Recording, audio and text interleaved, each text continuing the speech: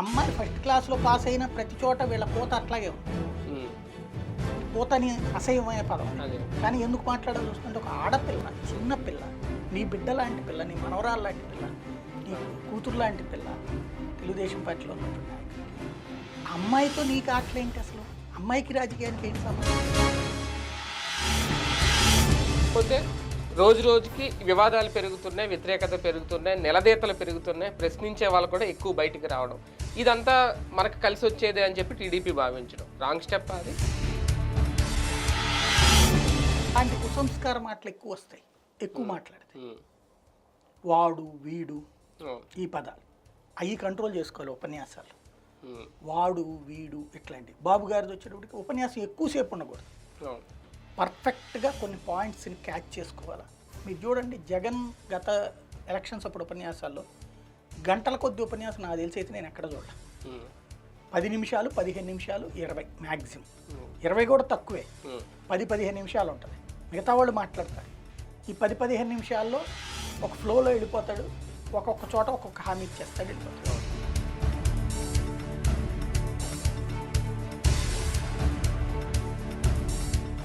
ఉమ్. అందుకు ఇప్పుడు నిరుద్యోగ యువత మొహానికి ముసుగులు కట్టుకుని ఈ ఆర్మీ కోసం సిద్ధపడేవాళ్ళు, ఉమ్. రైలు తగలబెట్టేవాడు ఉంటాడా? లేదు. ఆ, చేద్దాం అనుకుంటాం దేశం కోసం. ఉమ్.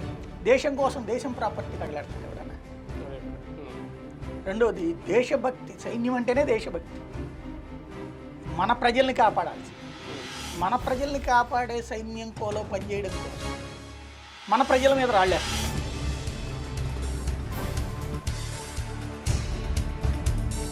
Target BJP, target Modi. ఒక పక్క కర్ణాటక ఎన్నికలు రాబోతున్నాయి. ఎన్నికల టైంలో ముందుగా రాహుల్ గాంధీని ఇబ్బందులు పెట్టడానికి కేంద్ర ప్రభుత్వం చేస్తున్న కుట్రగా ఇది ప్రజల్లోకి వెళితే అంటే బ్రిటిష్ రాచరికపు వారసత్వాన్ని అంగీకరించే భారతీయుల సమూహం నాడు అంగీకరిస్తూ ప్రజాస్వామ్యబద్ధ నిరసన తెలియచేయచ్చు.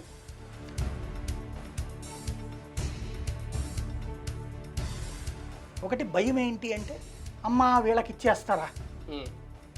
ఎందుకు ఇచ్చేస్తున్నారు? మనందరం లేకపోబట్టి మన బాబు గారు అంట. ఉమ్. కాబట్టి అర్జెంటుగా మనం ఉండాలి. ఉమ్. భయంతో కూడిన భరోసా పార్టీకి ఇవ్వడం. అవును.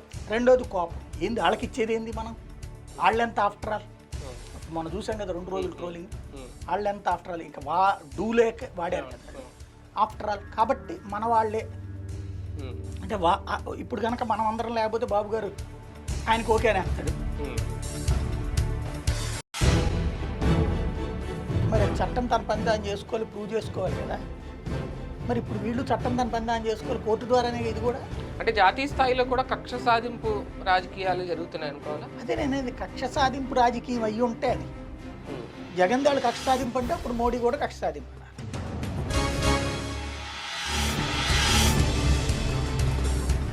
గడప గడపకు ప్రభుత్వం కార్యక్రమం పెట్టి జగన్మోహన్ రెడ్డి గారు ఒక రాంగ్ స్టెప్ వేసారా? చేసినా కూడా నాకు ఇంకా చాలలేదని జనం అంటున్నారు, కానీ నాకు పథకాలు వద్దని ఎవడంటలా. ఉమ్. ఇప్పుడు వీళ్ళందరూ ప్రొజెక్ట్ చేసింది ఏంటి? డబ్బులు ఇస్తున్నాడు వాడు, డబ్బులు ఇచ్చినంత మాత్రాన ఓట్లు వేస్తారా? డబ్బులు కాదు, జనం 5 ఏళ్ల అభివృద్ధి అడుగుతున్నారు, 50 ఏళ్ల అభివృద్ధి అడుగుతున్నారు, మాకు డబ్బులు అక్కర్లేదు అంటున్నారు. ఉమ్. ఇది కదా. ఉమ్.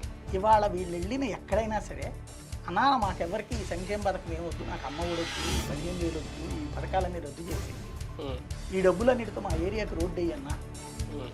అని ఒక్కళ్ళు అడిగితే ఉమ్. ఆ ప్రాంతానికి మనం కాళ్ళకి దండం పెట్టాలి.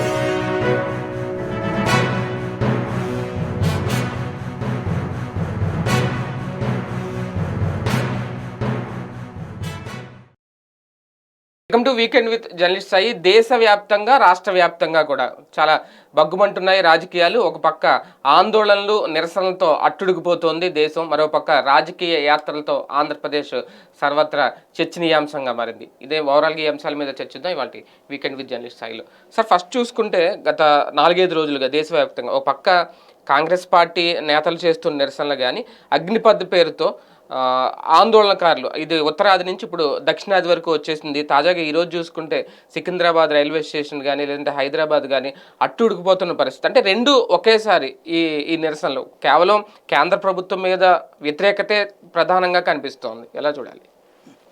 కేంద్ర ప్రభుత్వం మీద వ్యతిరేకత నిజం, అందులో ఏది ఆర్గనైజ్డ్ వ్యతిరేకత. అంతేగాని ఆ ఆవేశం అనేది ఎవరికి రావాలి? జనాలకి రావాలి. కాంగ్రెస్ పార్టీ కార్యకర్తలకు వస్తే పబ్లిక్ వ్యతిరేకత ఎట్లా అవుతుంది?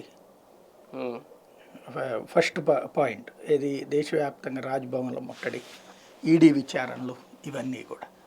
ఇక్కడ ప్రాక్టికల్గా ఒకటి అర్థం కాని పాయింట్ ఏంటంటే, రాహుల్ గాంధీ ఏమన్నా రాజరికపు వారసుడు కాదు కదా. ఇప్పుడు బ్రిటన్ మహారాణి అయితే వాళ్ళ కుటుంబానికి కొన్ని ఎగ్జామ్షన్స్, బట్ వాళ్ళ కొడుకు కూడా అరెస్ట్ అవుతాడు. రాచరికమే రద్దు చేస్తారు అక్కడ. ఇక్కడ లేని రాచరికం ఆపాదించుకోవడం. ఈడీ అనేది విచారించుతుంది. ఈడీ విచారించకూడదు, గాంధీల కుటుంబానికి ఎగ్జామ్షన్ ఏమైనా కాన్స్టిట్యూషన్ రాశాడు ఎవడన్నా? లేదు. అసలు ఏ రాజకీయ నాయకుడిని ఈ రోజు వరకు విచారించలేదా? ఏ ప్రాతిపదికన విచారిస్తారు? ఒక నిధులు అవకతవకలు జరిగితే విచారిస్తారు, అంతే కదా. జరిగినాయా లేదా? ఇప్పుడు ప్రజాశక్తి ఉంది, విశాలాంధ్ర ఉంది, కమ్యూనిస్టుల పత్రికలే కదా. బీజేపీ సంబంధించి ఆర్ఎస్ఎస్ వాళ్ళది జాగృతి ఉంటుంది. ఇట్లాగే ఎవరికి వాళ్ళకి పత్రికలు ఉన్నాయి. వాటికి ఎలా డబ్బులు వస్తాయి? ఆ పార్టీలు ఏమైనా ఇస్తాయి ఆ డబ్బులు? లేదు కదా. పార్టీలు దానికి ఒక రకంగా చెప్పాలంటే ఫెసిలిటేటర్లు. అంటే పార్టీ కార్యాలయంలోనే వాళ్ళకు ఒక ఆఫీసు, లేకపోతే పార్టీ కట్టించి ఇచ్చే బిల్డింగులు ఉంటాయి. అంతవరకే వాళ్ళ పని. మిగతాదంతా మనం ఏం చేస్తాం?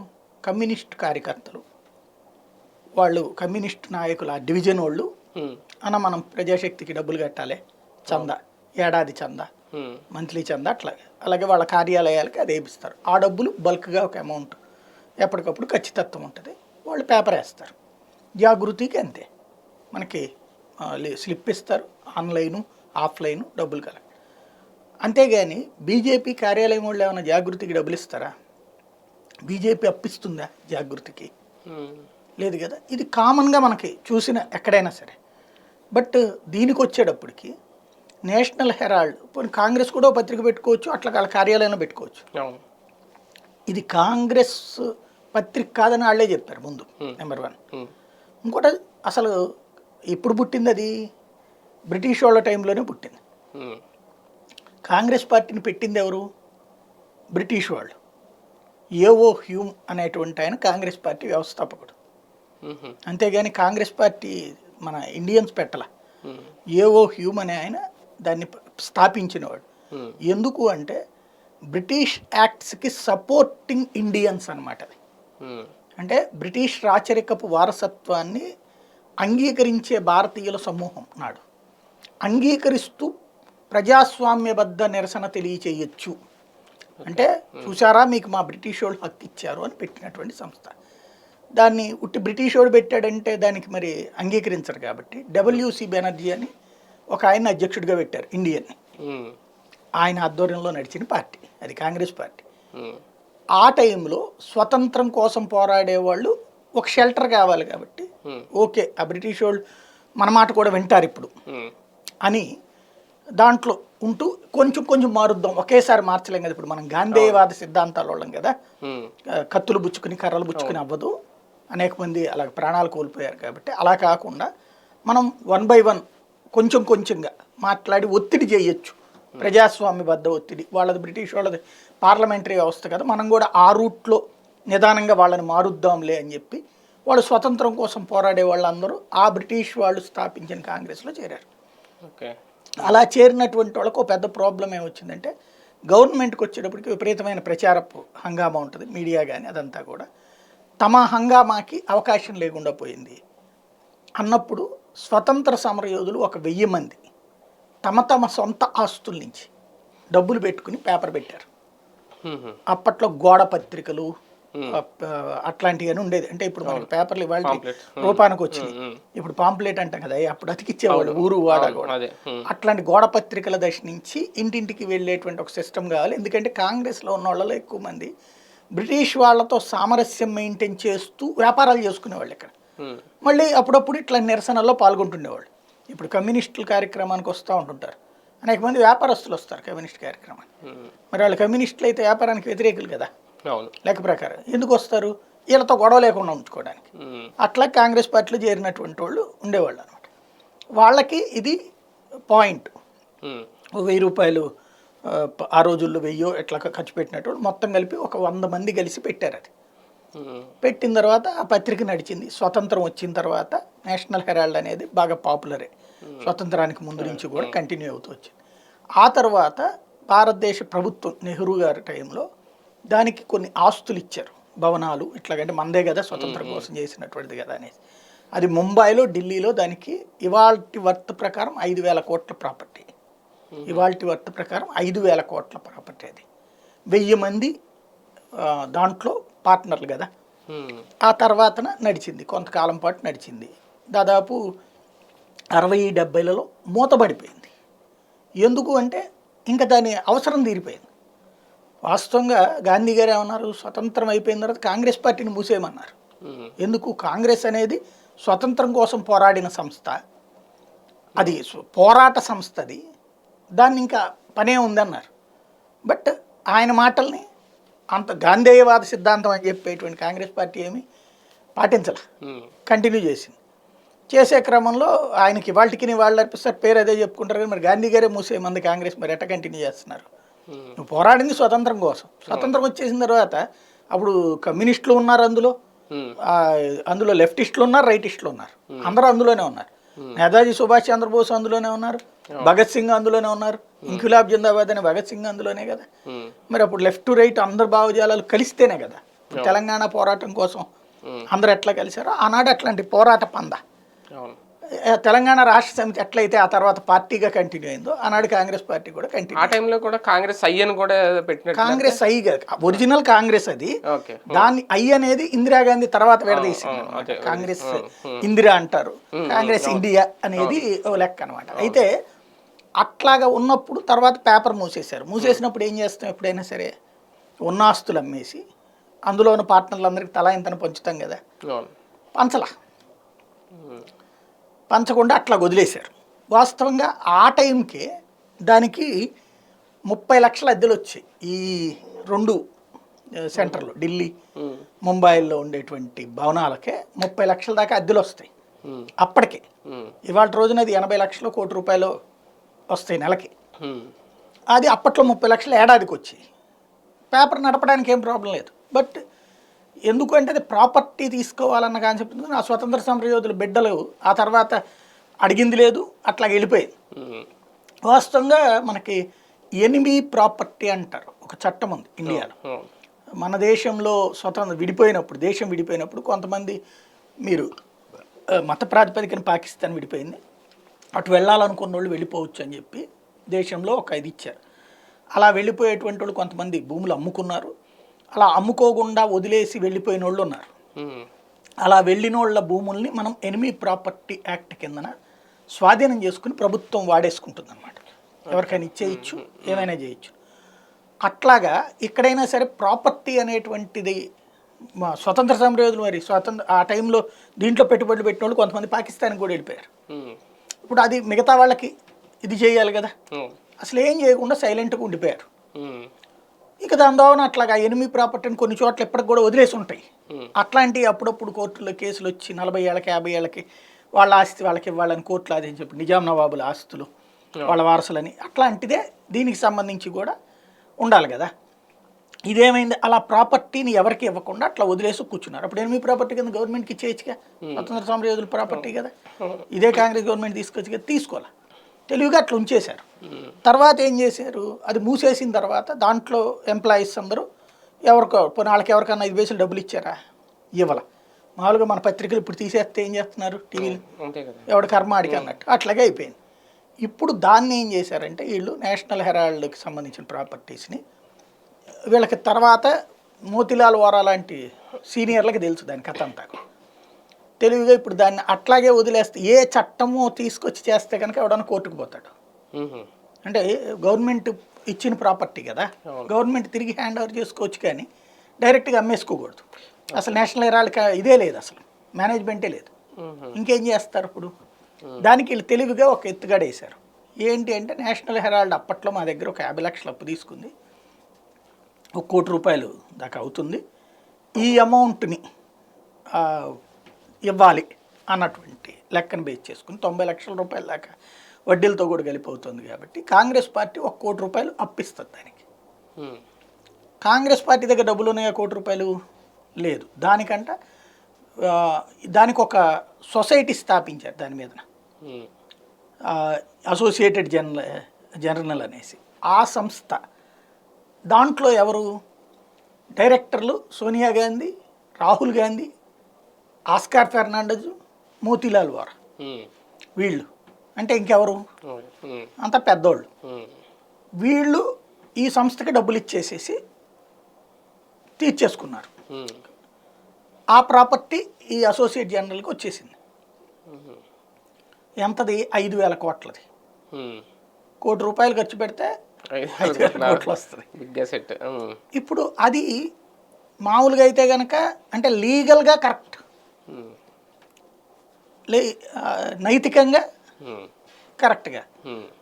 అక్కడ ఎక్కడ లీగల్గా లిటిగేషన్ దొరికారంటే అందులో కొంతమంది పాత్రదారులు ఉన్నారు, పార్ట్నర్స్ ఉన్నారు కదా. అప్పుడు ₹1000 చెప్పును పెట్టిన వాళ్ళు ఎవరికి 10 పైసలు ఇలా వీళ్ళు తీసుకునేదేదో 5,000 కోట్ల తీసేసుకుని అట్లాంటి వాళ్ళని తలా ఓ 10 లక్షలు ఇచ్చి మీ తాతల కాలంలో వెయ్యి పెట్టారు బాబు నీకు 10 లక్షలు ఇస్తున్నాం పో అంటే వాళ్ళు అసలు వీళ్ళు జోలికి వచ్చేవాళ్ళు కాదు. అట్లాగా ఇవ్వకపోయేటప్పటికి ఇదేంది మా తాత పెట్టాడు కదా మాకేం రాకుండా వీళ్ళకెట్టబోయింది అనే దాని మీద ఒక 4-5 రైట్ చేశారు. అలా రైట్ చేసిన వాళ్ళ తరపున సుబ్రహ్మణ్య స్వామి అప్పట్లో పిటిషన్ వేశాడు. దాని ఆధారంగా విచారణకు ఆదేశించింది కోర్టు. అప్పటి నుండి విచారణ తొక్కి పెట్టబడింది. కాంగ్రెస్ హయాంలోనే ఇది కేసు పడింది, ఇప్పుడు కాదు. అది 2012 ఆ టైంలో ఈడీ అటాచ్ చేయలేదు, అసలు ఇప్పటికే అటాచ్ చేయలే, ప్రాపర్టీ అట్లాగే ఉంది. ఇప్పుడు దాని మీద ఈడీ విచారణ చేస్తుంది. విచారణ ప్రాసెస్ ఎట్లా ఉంటుందంటే ఇప్పుడు ఇవన్నీ అసలు నీకేంటి, దీంతో ఏంటి సంబంధం, అసోసియేట్ జర్నల్తో నీకేంటి సంబంధం, నువ్వు దాంట్లో ఎందుకు పార్ట్నర్ అయ్యావు, దాని డబ్బులు ఇంక ఏ సంస్థకి ఇవ్వకుండా ప్రత్యేకంగా దాంట్లోకి వచ్చిన డబ్బులు దీనికే ఎందుకు ఇచ్చావు, ఇవన్నీ ఒక క్వశ్చనీర్ ఇస్తారు. ఆ క్వశ్చనీర్కి ఈయన ఆన్సర్ ఇవ్వాలి. రెండో రోజున ఆ ఆన్సర్లో ఉన్న డొల్లతనానికి మళ్ళీ ఇంకొక క్వశ్చనీర్ ఇస్తారు. అంత పక్కాగా ఉంటుంది పేపర్ మొత్తం, వీడియో షూట్ చేస్తారు, ఈయన ఆన్సర్ ఇస్తారు. ఆ తర్వాత మూడో రోజున ఏం చేస్తారు, ఇది అందులో ఉన్న డొల్లతనం వీళ్ళ దగ్గర ఉన్న సాక్ష్యాన్ని పట్టుకుని నువ్వు ఇట్ట చెప్పావు, ఇట్ట రాసావు, మళ్ళీ కవర్ చేసుకున్నావు, ఇట్ట మూడోది ఇది ఏంద్ర అబ్బాయి ఇది అని అడుగుతారు. ఈడీ విచారణ అంటే సినిమాల్లో చూపెట్టినట్టు పాదాల మీద కొట్టడము, లేకపోతే దాన్ని ఏమంటారు ముళ్ళులు గుచ్చడము, సూదులు గుచ్చడం ఏముండదు.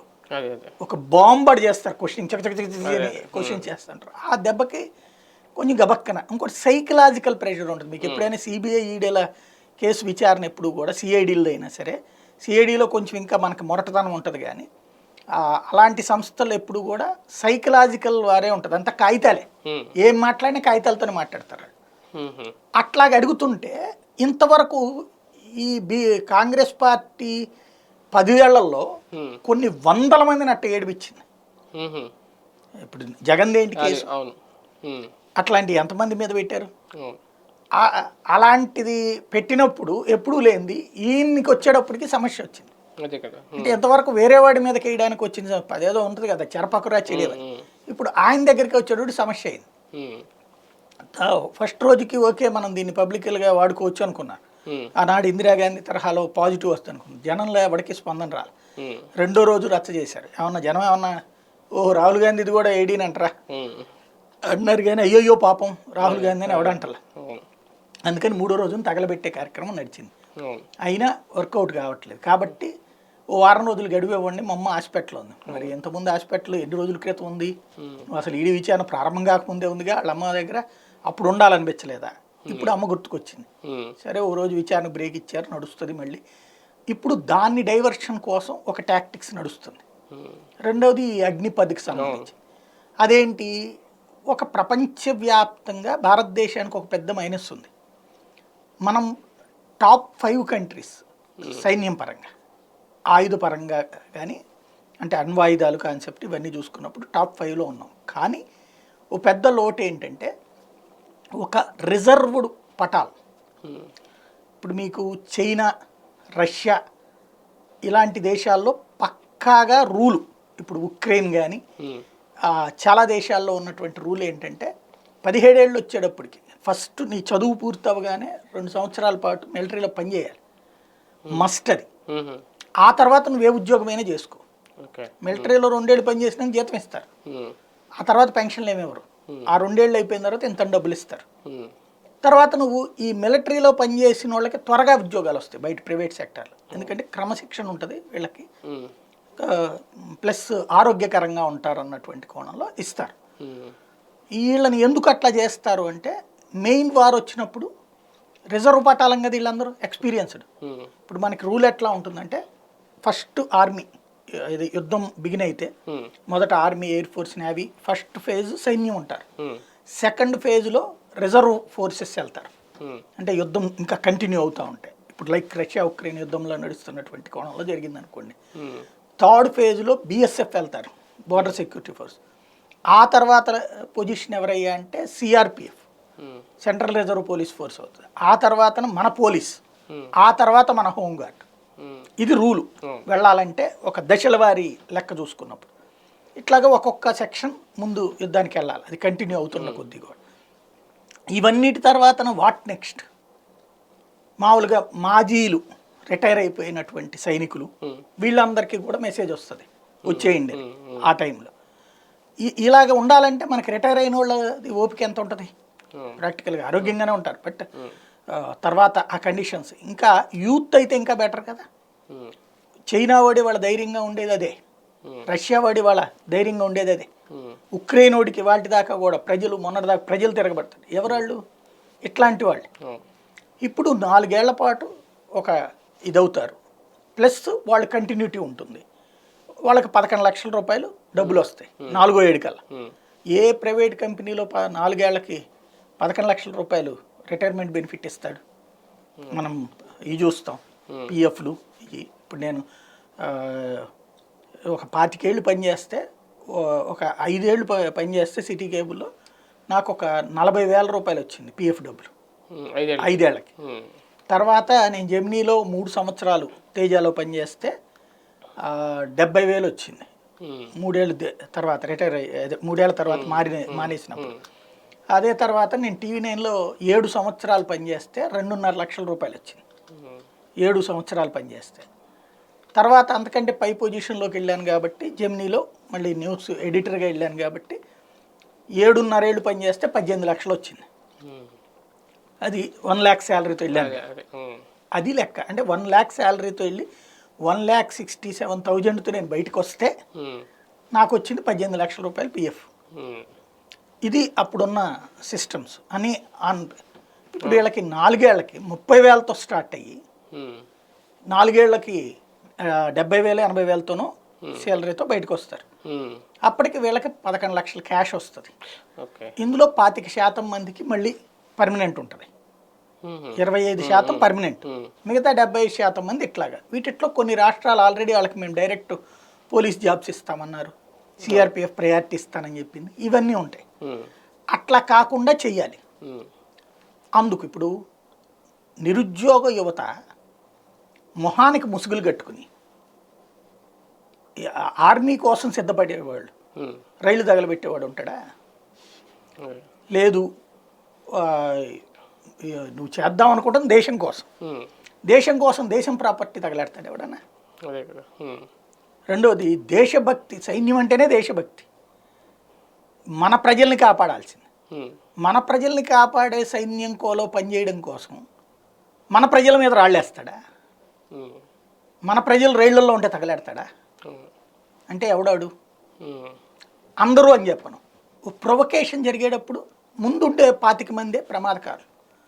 వాళ్ళు ఎవడో ఉద్దేశపూర్వకంగా ఉంటాడు, వాడి వెనకాల వీళ్ళందరూ ఉంటారు. అంటే ఇప్పుడు ఫర్ ఎగ్జాంపుల్ రాళ్ళు వేసే చోట, మసీదు దగ్గర రాళ్ళు పడుతున్నాయి అంటే రాళ్ళు వేసేటువంటి వాళ్ళందరూ శత్రువులు కాదు, వాళ్ళు ఈ దేశం మీద హిందువులతో గొడవ పెట్టుకోవాలనుకోవట్ల. వాళ్ళల్లో ఒక 10 మంది ఉంటున్నారు. ఈ 10 మంది వెనకాల వాళ్ళని షీల్డ్ చేసుకుంటారు. అంటే మనం వాళ్ళ మీద ఏదైనా యాక్షన్ తీసుకుంటుంటే ఆ వెనకాల ఉన్న వాళ్ళ మీద రాళ్ళు పడతాయి కదా, ఏమన్నా లాఠీ చార్జ్ చేసినది. అప్పుడు మొత్తం కమ్యూనిటీ రైజ్ అవుతుంది. ఇక్కడ జరుగుతున్నది అదే. ఇప్పుడు మొన్న రైతు ఉద్యమం, ఇవాళ ఇది ఆర్గనైజ్డ్గా ఒక 5% 10% ఉంటారు. వీళ్ళు ఖచ్చితంగా అసాంఘిక శక్తులు, లేదంటే కనుక వీళ్ళు ప్రొవొకేటివ్ మైండ్ సెట్ ఉండేటువంటి వాళ్ళు. దేశంలో అల్లకల్లోలం సృష్టించాలన్నటువంటిది ఒక ప్లానింగ్. ఏంటి అంటే ఫస్ట్ టైం ఇండియా ఒక సిస్టమేటిక్ లైనప్లోకి వెళ్తోంది. ఇది వెళ్ళింది అంటే కనుక ఇప్పటికే మనం ఒక స్ట్రాంగ్ సిస్టంలోకి రాగానే ప్రపంచ దేశాలు ఇవాళ మనల్ని కంట్రోల్ చేయలేకపోతున్నాయి. ఇదివరకు చైనా వాడు వచ్చాడంటే వాడు 10 అడుగులు భూమి కబ్జా చేస్తే బాబు కొంచెం మనం ఖండిస్తాం తీవ్రంగా. ఆ తర్వాత చైనా వాడు ఖండిస్తాడు. ఆ తర్వాత 7 అడుగులు వెనక్కి పొమ్మంటాం. అంటే 10 అడుగులు మనం అడుగుతాం, వాడు 3 అడుగులు వెనక్కి పోయి 7 అడుగులు ఆడి దగ్గర ఉంచుకుని 3 అడుగులు మనకు వదులుతాడు. మన భూమినే 10 అడుగులు కబ్జా చేసి 3 అడుగులు వెనక మనకు వదిలి మళ్ళీ 7 అడుగులు వాడి దగ్గరే ఉంచుకుంటాడు. మనం అదిగో చైనా వెనక్కి వెళ్ళింది మా దౌత్యంతో అంటాం. అట్లా 90,000 కిలోమీటర్ల భూభాగం కోల్పోయాం చైనాకి ఇప్పటికి. అట్లాగే పాకిస్తాన్, పాక్ ఆక్రమిత కాశ్మీర్ ఏంటి, అక్కడ మనం కట్టిన షెల్టర్లో వాడి కోసమే మళ్ళీ పగల కొట్టేసాం మనం వాడి ప్రెషర్కి. అంటే అలాగా మనల్ని ఒక రకంగా చెప్పాలంటే సైకలాజికల్గా ఇక్కడెక్కడో విధ్వంసాలు సృష్టిస్తారు. మీ దేశంలో మైనారిటీలు అందరూ రెచ్చిపోతున్నారు చూసుకో, మరి నువ్వు నాకు ఎక్కడికి చేయకపోతే కనుక మీ వాళ్ళని రెచ్చగొడతాను నేను అంటే వాడి బ్లాక్మెయిల్కి లొంగమ్మ. అట్లాంటిది ఒపెక్ కంట్రీస్ అన్నీ కలిసి మనల్ని ప్రెజర్ చేయాలని చూస్తే నూపుర్ శర్మ అంశంలో నిమిషాల మీదన సాయంత్రానికల్లా సిస్టమ్ సెట్ చేసాం. ఒక్క రోజులో అంతర్జాతీయంగా మన ప్రతిష్ట దిగజార్చే ప్రయత్నం జరిగితే దానికి మామూలుగా అయితే ఎన్నేళ్ళు పడుతుందో సెటరేట్ కావడానికి అనుకుంటాం. సాయంత్రానికి సెటరేట్ అయిపోయింది. ఆ స్థాయిలో ఇవాళ ఇండియన్ దౌత్య విధానం ఉంది. అలాగే రక్షణ విధానంలో 75 సంవత్సరాల నుండి భారతదేశం కేవలం మనం కొనడానికి మాత్రమే పరిమితమైన వాళ్ళు వేరే దేశాల దగ్గర. అట్లాంటిది ఆ అమ్మేవాడు ఇక్కడికి వచ్చి మనతో కలిసి తయారు చేయాలి. మనకి సొంతగా తేజస్ యుద్ధ విమానాల దగ్గర నుండి బ్రహ్మోస్ క్షిపణుల దగ్గర నుండి అనేక రకాలైన ఇప్పుడు మనమే తయారు చేస్తున్నాం ఇండియాలోనే. ఇందులో కొన్ని స్వయంగా మన తయారీ, కొన్ని విదేశాల సహకారంతో తయారు. ఆ విధంగా ప్రపంచానికి మనం ఖర్చు పెట్టేది ప్రతి ఏటా దగ్గరగా 5 లక్షల కోట్లు మనం ఆయుధాల కొనుగోళ్ళకి కానీ వీటికి ఖర్చు పెడుతున్నాయి. అందులో సగం వాళ్ళు ఇక్కడే తయారు చేసేస్తున్నాం. అంటే ఇండియాలోనే సర్క్యులేట్ అవుతుంది మనీ. ఇది మన మీద ఆధిపత్యం చెలాయించే. ఇప్పుడు మనకి ఆయుధాలు అమ్మడానికి కూడా అమెరికా వాడు మనకు ఆంక్ష పెడతాడు. ఏమని నువ్వు వాడితో అట్టుంటానంటే నీకు ఆయుధాలు అమ్ముతానంటాడు. అదేంది తుపాకీ కొనుక్కునేది మనం ఒక దేశం, మనం ఎట్టుండాలో వాడు డిసైడ్ చేస్తాడు. మనం వాళ్ళు అట్లా డిసైడింగ్ చేయించుకునే పరిస్థితుల్లో లేవు. ఈ పరిస్థితిని వాళ్ళు సహించలేకపోతుంది వరల్డ్. 140 కోట్ల జనాభా ఉన్న మార్కెట్ని ఎలా కావాలంటే అలా నడిపింది ప్రపంచం ఇంతవరకు కూడా. అందులో ఇంకోటి మన దేశంలో ఉన్న ఈ రాజకీయ గందరగోళం, అంటే సంకీర్ణ ప్రభుత్వాల శకం బిగినయ్యాక పట్టింది దరిద్రం. అంతకుముందు స్ట్రాంగ్గానే ఉన్నాం మనం ఇందిరాగాంధీ టైంలో. అయితే ఇందిరాగాంధీ టైంలోనే ఆమె ఒక్కతే అయ్యేటప్పటికి భయపెట్టగలిగారు. ఎట్లాగా అణ్వస్త్ర పరీక్ష జరిగాక ఒక్క పరీక్ష జరిగితే ఆపేశారు కదా. మిగతా 5 పరీక్షలు పోఖ్రాన్లో, బంగ్లాదేశ్లో 90,000 మంది పాకిస్తాన్ సైన్యం లొంగిపోయినప్పుడు మనకి పీఓకేని వదిలేమని చెప్పాలి కదా. లాహోర్ దాకా ఆక్రమించుకున్నాం మనం. లాహోర్ని వదిలేసేసి మళ్ళీ పాత పద్ధతి ఇచ్చేయమన్నారు కానీ పీఓకే మనం బేరం ఆడలేకపోయాం. ఎందుకంటే ఆనాడు సపోర్ట్ లేదు. ఆవిడికి వాస్తవంగా దేశం అంతా సపోర్ట్ ఉంది, బట్ ఇంటర్నేషనల్ సపోర్ట్ లేదు మనకి, అంతర్జాతీయ సపోర్ట్ లేదు. మనకి మద్దతు ఇచ్చే రష్యా కూడా అదే మాట మాట్లాడి దాంతో 90,000 మంది పాకిస్తాన్ ప్రపంచ చరిత్రలో గిన్నిస్ బుక్ రికార్డు ఇవాళకి కూడా 90,000 ఒక దేశపు సైన్యం 90,000 మంది లొంగిపోయిన ఏకైక యుద్ధం అది. అమెరికా వాడిది అవ్వాల, రష్యా వాడిది అవ్వాలి, రెండో ప్రపంచ యుద్ధం మొదటి ప్రపంచ యుద్ధంలో కూడా జరగలే. అట్లా అంత గొప్ప సక్సెస్ని మనం ఎంజాయ్ చేయలేకపోయాం. అలాంటి ఒత్తిడి ప్రపంచం మన మీద చేస్తూ ఉంటుంది ఎప్పుడు కూడా తెలివిగా మన దగ్గర ఉన్న వ్యూహాలు. అట్లాంటి వ్యూహాలకి ప్రతి వ్యూహం పనడం భారతదేశ చరిత్రలో, ప్రపంచ చరిత్రలో ఒక భారతదేశం అమెరికాలో కూర్చుని రష్యా దగ్గర ఆయిల్ కొనవద్దని చెప్పేటువంటి అధికారం నీకు లేదురా అబ్బాయి, ముందు నీ సంగతి నువ్వు చూసుకో అని చెప్పింది ఇంతవరకు లేదు. ఇలాంటి దూకుడుతో కూడినటువంటి ప్రజాస్వామ్యం భయం వాళ్ళకి.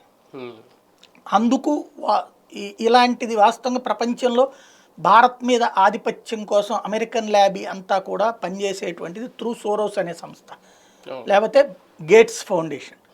వీళ్ళిద్దరూ ఏంటంటే ఇక్కడ మన దగ్గర ఒక కంపెనీ ఒకటి పెట్టాడు అనుకోండి, సక్సెస్ఫుల్గా నడుస్తుంది అనుకోండి, 100 కోట్ల రూపాయలతో మంచి అద్భుతమైన వ్యాక్సిన్ తయారు చేశారు, 500 కోట్లకు కొనేస్తారు. కొనేసినప్పుడు ఈ కంపెనీ వాడు ఏమనుకుంటాడు, నాకు 500 కోట్లు వచ్చినాయి అనుకుంటాడు. బట్ దాని వెనకాల సీన్ ఏంటంటే ఈ 500 కోట్లు తీసుకుని నీ సైంటిస్టులతో ఇంకా పరిశోధనలు చేయనియట్లాడు. ఈ సైంటిస్ట్కి కూడా డబ్బులు పడేశాడు, ఇక్కడతో వీడి టాలెంట్ని తొక్కేశాడు. అట్లాగా హెపటైటిస్ బి వ్యాక్సిన్ కనుక్కున్న తర్వాత మళ్ళీ మనం వ్యాక్సినే కనుక్కోవాలి, ఆ సంస్థనే కొనిపడేసింది. ఇదే గేట్స్ ఇదే సోరోస్ సంస్థలు పోటీ పడి అక్కడ వాళ్ళే కొనేశారు. ఇవాళ రోజున దాన్ని ఎవరి చేతిలో ఉంది? మొన్నటి కరోనా వ్యాక్సిన్ అది ఎందుకు కనుక్కోవాలా? అదే సంస్థ. అది ఇక్కడ తెలివిగా నడిచేటువంటి ఎత్తుగడ. అలాంటిది కరోనా ఇవాళ వ్యాక్సిన్ మనం కనుక్కున్నాం, అమెరికా లాంటి వాడి దగ్గర చేయి జాచల. ఇలాంటి స్టేజీలో ఇప్పుడు వాళ్ళ ప్రొవకేషన్తో నడిచేటువంటి వర్గాలు, అందరు యువత అట్లుండరు, అందరు రైతులు అట్లుండరు. ఈ ముందుండేటువంటి వాళ్ళ వెనకాల మాత్రం వాళ్ళు ఉంటారు, వాళ్ళ ఫండింగ్ ఉంటుంది, వాళ్ళు చేపిస్తున్నటువంటి ఒక కుట్ర ఇది. కానీ ఓవరాల్గా ఈ 2 అంశాల్లో చూసుకుంటే అగ్నిపథ్ కానీ లేదంటే కాంగ్రెస్కి సంబంధించి నిరసనకారులు ఆందోళన, టార్గెట్ బీజేపీ, టార్గెట్ మోడీ. ఒక పక్క కర్ణాటక ఎన్నికలు రాబోతున్నాయి, ఎన్నికల టైంలో ముందుగా రాహుల్ గాంధీని ఇబ్బందులు పెట్టడానికే కేంద్ర ప్రభుత్వం చేస్తున్న కుట్రగా ఇది ప్రజల్లోకి వెళితే ఇబ్బంది పడే పరిస్థితి రాదా? ఇప్పుడున్న పరిస్థితులు ఎందుకు చేసేటట్టయితే కనుక అసలు ఎప్పటికీ ఏ పని చేయకూడదు ఇండియాలో. ఎందుకంటే ఇండియాలో ఎప్పుడు ఏదో ఒక ఎన్నికలు నడుస్తూనే ఉంటాయి. ఇండియాలో ఈ రోజుని వాళ్ళ కర్ణాటకది అవుతుంది, మళ్ళీ వచ్చే నెలలో గుజరాత్ ఉంటుంది ఎండింగ్లో, ఆ తర్వాత హిమాచల్ ప్రదేశ్ ఉంటుంది, తర్వాత మధ్యప్రదేశ్ ఉంటుంది, రాజస్థాన్ ఉంటుంది, ఛత్తీస్గఢ్ ఉంటుంది. ఎన్నికల కోసం నిర్ణయాలు తీసుకునేట్టయితే మీరు చెప్పేది కరెక్టే. అట్లాగే తీసుకునే లక్షణం వీళ్ళ దగ్గర లేదు కదా. ఇప్పుడు నోట్ల రద్దు తర్వాత ఎన్నికలు జరిగినాయిగా, అప్పుడు ఏమన్నారు, అయిపోయింది ఇటు సంగతి అన్నారు, మీరు అక్కడే గెలుచుకొచ్చాడు. ఆ తర్వాత జిఎస్టీ ఇంకా అయిపోయింది, వ్యాపారస్తుల పార్టీ అంటారు, వీళ్ళది అయిపోయింది వీళ్ళది అన్నారు, అయిపోయింది కదా. ఆ తర్వాత మొన్న జరిగిన ఎన్నికలు ఇంకేముందన్నారు. అంటే వాళ్ళు గెలవడం గెలవకపోవడం అనే, ఇప్పుడు మోడీ యాటిట్యూడు, ఆర్ఎస్ఎస్ యాటిట్యూడు ఇవాళ ఏదో ఎవడో ఏదో చేస్తాడనే లక్షణాల కోసం ఉండదు అది. అంటే వాళ్ళ యాటిట్యూడ్ అది. మీరు చూస్తే వాళ్ళు ఏదో కోట్లు పడగలెత్తేసి కూర్చోవడం ఉండదు. ఇవాళ రాత్రికి వస్తారు, మన ఇంట్లో వైట్లో కూర్చుని 2 భోజనం చేద్దామంటారు, లేకపోతే కొంచెం అన్నం వండండి అమ్మ కూర్చుందామంటారు. అంతేగాని నాకు స్టార్ హోటల్లో సో అండ్ సో నోవాటెల్లో దిగుతాను, నాకు కొంచెం డబ్బులు పంపించని అడిగే రకాలు కాదు వాళ్ళు. వాళ్ళకు ఒక మొండితనం ఒకటి ఉంది, అదేంటంటే దేశం ఫస్ట్, దేశం తర్వాత ఎవడెట్ట సస్తే నాకేంటి అనేటువంటి కోణం. దాంట్లో ఉంటాయి విభేదాలు ఉండొచ్చును, ఇట్లాంటివి ఉండొచ్చును, బట్ వాళ్ళ యాటిట్యూడ్ అది. మోడీ లాంటి వాడికి ఏమి చూసుకోవాలి, ఇప్పుడు ఆయన రేపు పొద్దున మళ్ళీ నేను గవర్నమెంట్లోకి వస్తానో రాను, ఈ ఎలక్షన్లో నాకేమవుతుందో అనుకునే రకమైతే కనుక అసలు ఈ దేశంలో ఏమీ చేయకూడదు ప్రాక్టికల్గా అయితే. వీళ్ళ కాన్సెప్ట్ ఒకటి ఉంటుంది, యాక్షన్ దాని దోవనది. అయితే ఒక యాంగిల్లో ఉంటుంది ఏంటంటే, ఒక మైనస్ ఏముంది, లైక్ సుజనా చౌదరి లాంటి వాళ్ళు వచ్చాక వీళ్ళ దగ్గర విచారణ జరగలేదు, బట్ కేసులు క్లోజ్ చేయలేదు. అదే తేడా, కేసులు క్లోజ్ చేయట్లా. అది ఆ సంబంధిత శాఖలని ఎందుకు చేయట్లేదని అడగట్లా, అది మైనస్ ఉంది, ఖచ్చితంగా అది ఒప్పుకోవాలి. మిగతాది పని అయితే మాత్రం నడిచిపోతుంది. ఇదివరకు ఏంటి 2G కుంభకోణం ఉంది, చిదంబరం నడిపించింది, కనిమొళి రాజు వాళ్ళు. ఎందుకు అప్పట్లో ఫస్ట్ టైం డిఎంకే టర్న్ తీసుకోవాలనుకుంది, కాంగ్రెస్ను వదిలేసి బీజేపీతో సంప్రదింపులు ప్రారంభించగానే తీసుకెళ్లి బొక్కలో దోశారు. ఆ తర్వాతన వాళ్ళు మేము మీతోనే ఉంటామని వాళ్ళ స్టాలిన్ సాష్టాంగ ప్రణామం కాంగ్రెస్ పార్టీకి ఉంటే ఏమైంది, దానికి వాళ్ళ మీద కేసులో సాక్ష్యాలు లేవని కొట్టేశారు, మారిపోయింది కేసు. అంటే అట్లాగుంటుంది బొగ్గు కుంభకోణం అయినా ఇవన్నీ జనానికి చూపించేటప్పుడు అదిగో మా వాళ్ళనైనా మేము పట్టుకున్నామని, తర్వాత చూస్తే వాళ్ళని బెదిరించి కంట్రోల్లో పెట్టుకోవడం. రెండవది ఈ కోణం, వీళ్ళ దగ్గరకు వచ్చేటప్పుడు అట్ట నడవలా, జరిగేది కంటిన్యూ అవుతూనే ఉంది కదా. ఇప్పుడు మెయిన్ ఏంటంటే పొలిటికల్ మోటివేటెడ్ కోణంలో చేయాలనుకుంటే అరెస్ట్ చేసి జైల్లో పడేసేయచ్చు. అంటే మేబీ నెక్స్ట్ జరుగుతుందేమో అన్నారు కదా. అంటే ఈడీ చేయాల్సిందే ఏదైనా, అంటే ఈడీ కేసుల్లో జైలు శిక్షలు ఉండవండి మ్యాక్సిమం. ఈడీ కేసులలో శిక్షలు పడ్డ సందర్భాలు తక్కువ, అంటే శిక్షలు పడతాయి, పెనాల్టీలు అవి ఆస్తుల అటాచ్మెంట్ ఉంటుంది, ఆర్థిక మూలాల మీద దెబ్బ కొట్టడం. అంటే మోడీ డైరెక్ట్ గురి పెట్టారు, ఒక జాతీయ పార్టీ అధ్యక్షులు ఉపాధ్యక్షులని ఇప్పుడు తీసుకెళ్లి లోపలేసే ప్రయత్నం, లేదంటే వాళ్ళ ఆర్థిక మూలాల మీద దెబ్బ కొట్టే ప్రయత్నం, అది ఎన్నికల దృష్టిలో పెట్టుకున్నా లేదంటే రాజకీయ స్వార్థ ప్రయోజనాల కోసమా, కానీ ఇప్పుడు యాజిటేషన్స్ అయితే జరుగుతున్నాయి. కాంగ్రెస్ పార్టీ నేతలు మొత్తం అన్ని రాష్ట్రాల్లో రోడ్డెక్కి నిరసనలు చేస్తున్నారు. ఒకందుకు మంచిదే అయింది. అంటే ఇప్పటిదాకా ఈ దేశంలో ఈడీ విచారణలన్నీ కూడా కాంగ్రెస్ పొలిటికల్ మోటివేట్తో చేసినట్టే అప్పుడు. మేబీ అంటే ఇది అలా అనుకుంటే అది అంతే అలాగే కదా, ఒప్పుకోవాల్సిందే. ఇప్పుడు జగను ఉమ్, రాజశేఖర రెడ్డి బతుకున్నంత వరకు జగన్ ఆస్తులు బాగానే ఉంది. ఉమ్, రాజశేఖర రెడ్డి చనిపోయాక ముఖ్యమంత్రి పదవి అడిగి ఇవ్వకపోతే తను మాట వినకుండా యాజిటేషన్ చేశాక తన మీద ఈడీ సిబిఐ విచారణ జరిగింది ఉమ్, కదా. ఉమ్, ఎలా? కోర్టులోనేగా. ఉమ్, మరి చట్టం తన పని తాను చేసుకోవాలి, ప్రూవ్ చేసుకోవాలి కదా. ఉమ్. మరి ఇప్పుడు వీళ్ళు చట్టం తన పని తాను చేసుకోవాలి, కోర్టు ద్వారానే ఇది కూడా. అంటే జాతీయ స్థాయిలో కూడా కక్ష సాధింపు రాజకీయాలు జరుగుతున్నాయి అనుకోవాలా? అదే నేనేది కక్ష సాధింపు రాజకీయం అయ్యి ఉంటే అది ఉమ్, జగన్ దాళ్ళు కక్ష సాధింపు అంటే అప్పుడు మోడీ కూడా కక్ష సాధింపు అనాలి. ఉమ్, ఒప్పుకుంటారు వాళ్ళు. అదే కదా. రెండోది, కక్ష సాధింపు చెయ్యాలనుకున్నాడు ఎవడు ఈ టైప్లో చేయడు. ఇది వీళ్ళకి అడ్వాంటేజ్ దాడు, ఉమ్, అంతే కదా. ఉమ్, ఇప్పుడు వీళ్ళు అన్నట్టు మాకు పెద్ద ఎత్తున ప్రజాస్పందన వస్తుంది అంటున్నారు కదా. ఉమ్, కక్ష సాధించేవాడు అట్ట చేస్తాడా ఉమ్. రియల్గా? అంటే భారతీయ జనతా పార్టీ ఆ యాంగిల్ ఆలోచించదా? నేను చెప్తున్నాను కదా, ఇది అసలు ఈ కేసే కాదు, ఫస్ట్ వాద్రాన్ని తీసుకెళ్ళి బొక్కలో వేయాలి లెక్క అయితే. అంటే వాద్ర మీద కూడా అప్పుడు కేసులు పెట్టారు కదా. కేసులు పెట్టింది ఎక్కడ? రాజస్థాన్లో గవర్నమెంటే, ఉమ్, కాంగ్రెస్ గవర్నమెంటే పెట్టాల్సి వచ్చింది త్రూ కోర్టు ద్వారా. ఉమ్, వాద్రాకి కేసులోనే ఫస్ట్ లోపలేయాలి. ఉమ్, రెండవది, బోఫార్స్ కుంభకోణం దగ్గర నుంచి అవును. వాటిట్లో దేంట్లో ఏం చేయలేదే. ఉమ్, కత్రోచిని స్వయంగా తీసుకెళ్లి ఫ్లైట్ ఎక్కించి వచ్చింది సోనియా గాంధీ, రాహుల్ గాంధీ. ఉమ్, ఏం చేయాలి మరి? అవును. అసలు ఇంకోటి అన్నిటికంటే నిజంగా కనుక అలా కక్ష సాధింపు కాదు, చట్టబద్ధంగా ఇంకా ఒక రకంగా చెప్పాలంటే పొలిటికల్ షీల్డ్తో వీళ్ళు రక్షించబడుతున్నారు. ఉమ్, భారతదేశం అనేటువంటిది ఒక దేశం, ఉమ్, చైనా అనేది ఒక దేశం. ఉమ్, చైనా అనే దేశానికి ఒకటే పార్టీ ఉంటుంది, చైనా పీపుల్స్ పార్టీ. ఉమ్, భారతదేశంలో బహుళ ప్రజాస్వామ్యం, అవును. కొన్ని వేల పార్టీలు ఉన్నాయి కదా, ఉమ్, 12 జాతీయ పార్టీలే ఉన్నాయి కదా. ఉమ్, ఇక్కడ ఉన్నటువంటి జాతీయ పార్టీలోని ఒక కాంగ్రెస్ పార్టీ ఉమ్, చైనా ప్రభుత్వంతో ఎంఓయూ కుదుర్చుకుంది. Um, what is that? Um, ఈ రోజు వరకు ఆ ఎంఓయూ ఏంటో చెప్పలా ఉమ్, పబ్లిక్. ఒక పార్టీ ఒక దేశంతో ఒప్పందం ఎట్ట కుదుర్చుకుంటుంది? ఉమ్, అది కూడా ఈ దేశ వ్యతిరేక పార్టీ, వ్యతిరేక దేశం, శత్రు దేశం. ఉమ్, ఏం కుదుర్చుకుంది? కరెక్ట్గా గాల్వన్లో ఇన్సిడెంట్ జరుగుతున్న టైంలో వచ్చి రాహుల్ గాంధీతో మాట్లాడిపోయారు ఉమ్, రాయ్బరి. ఉమ్, రాహుల్ సోనియాలు అక్కడికి వెళ్ళారు చైనాకి.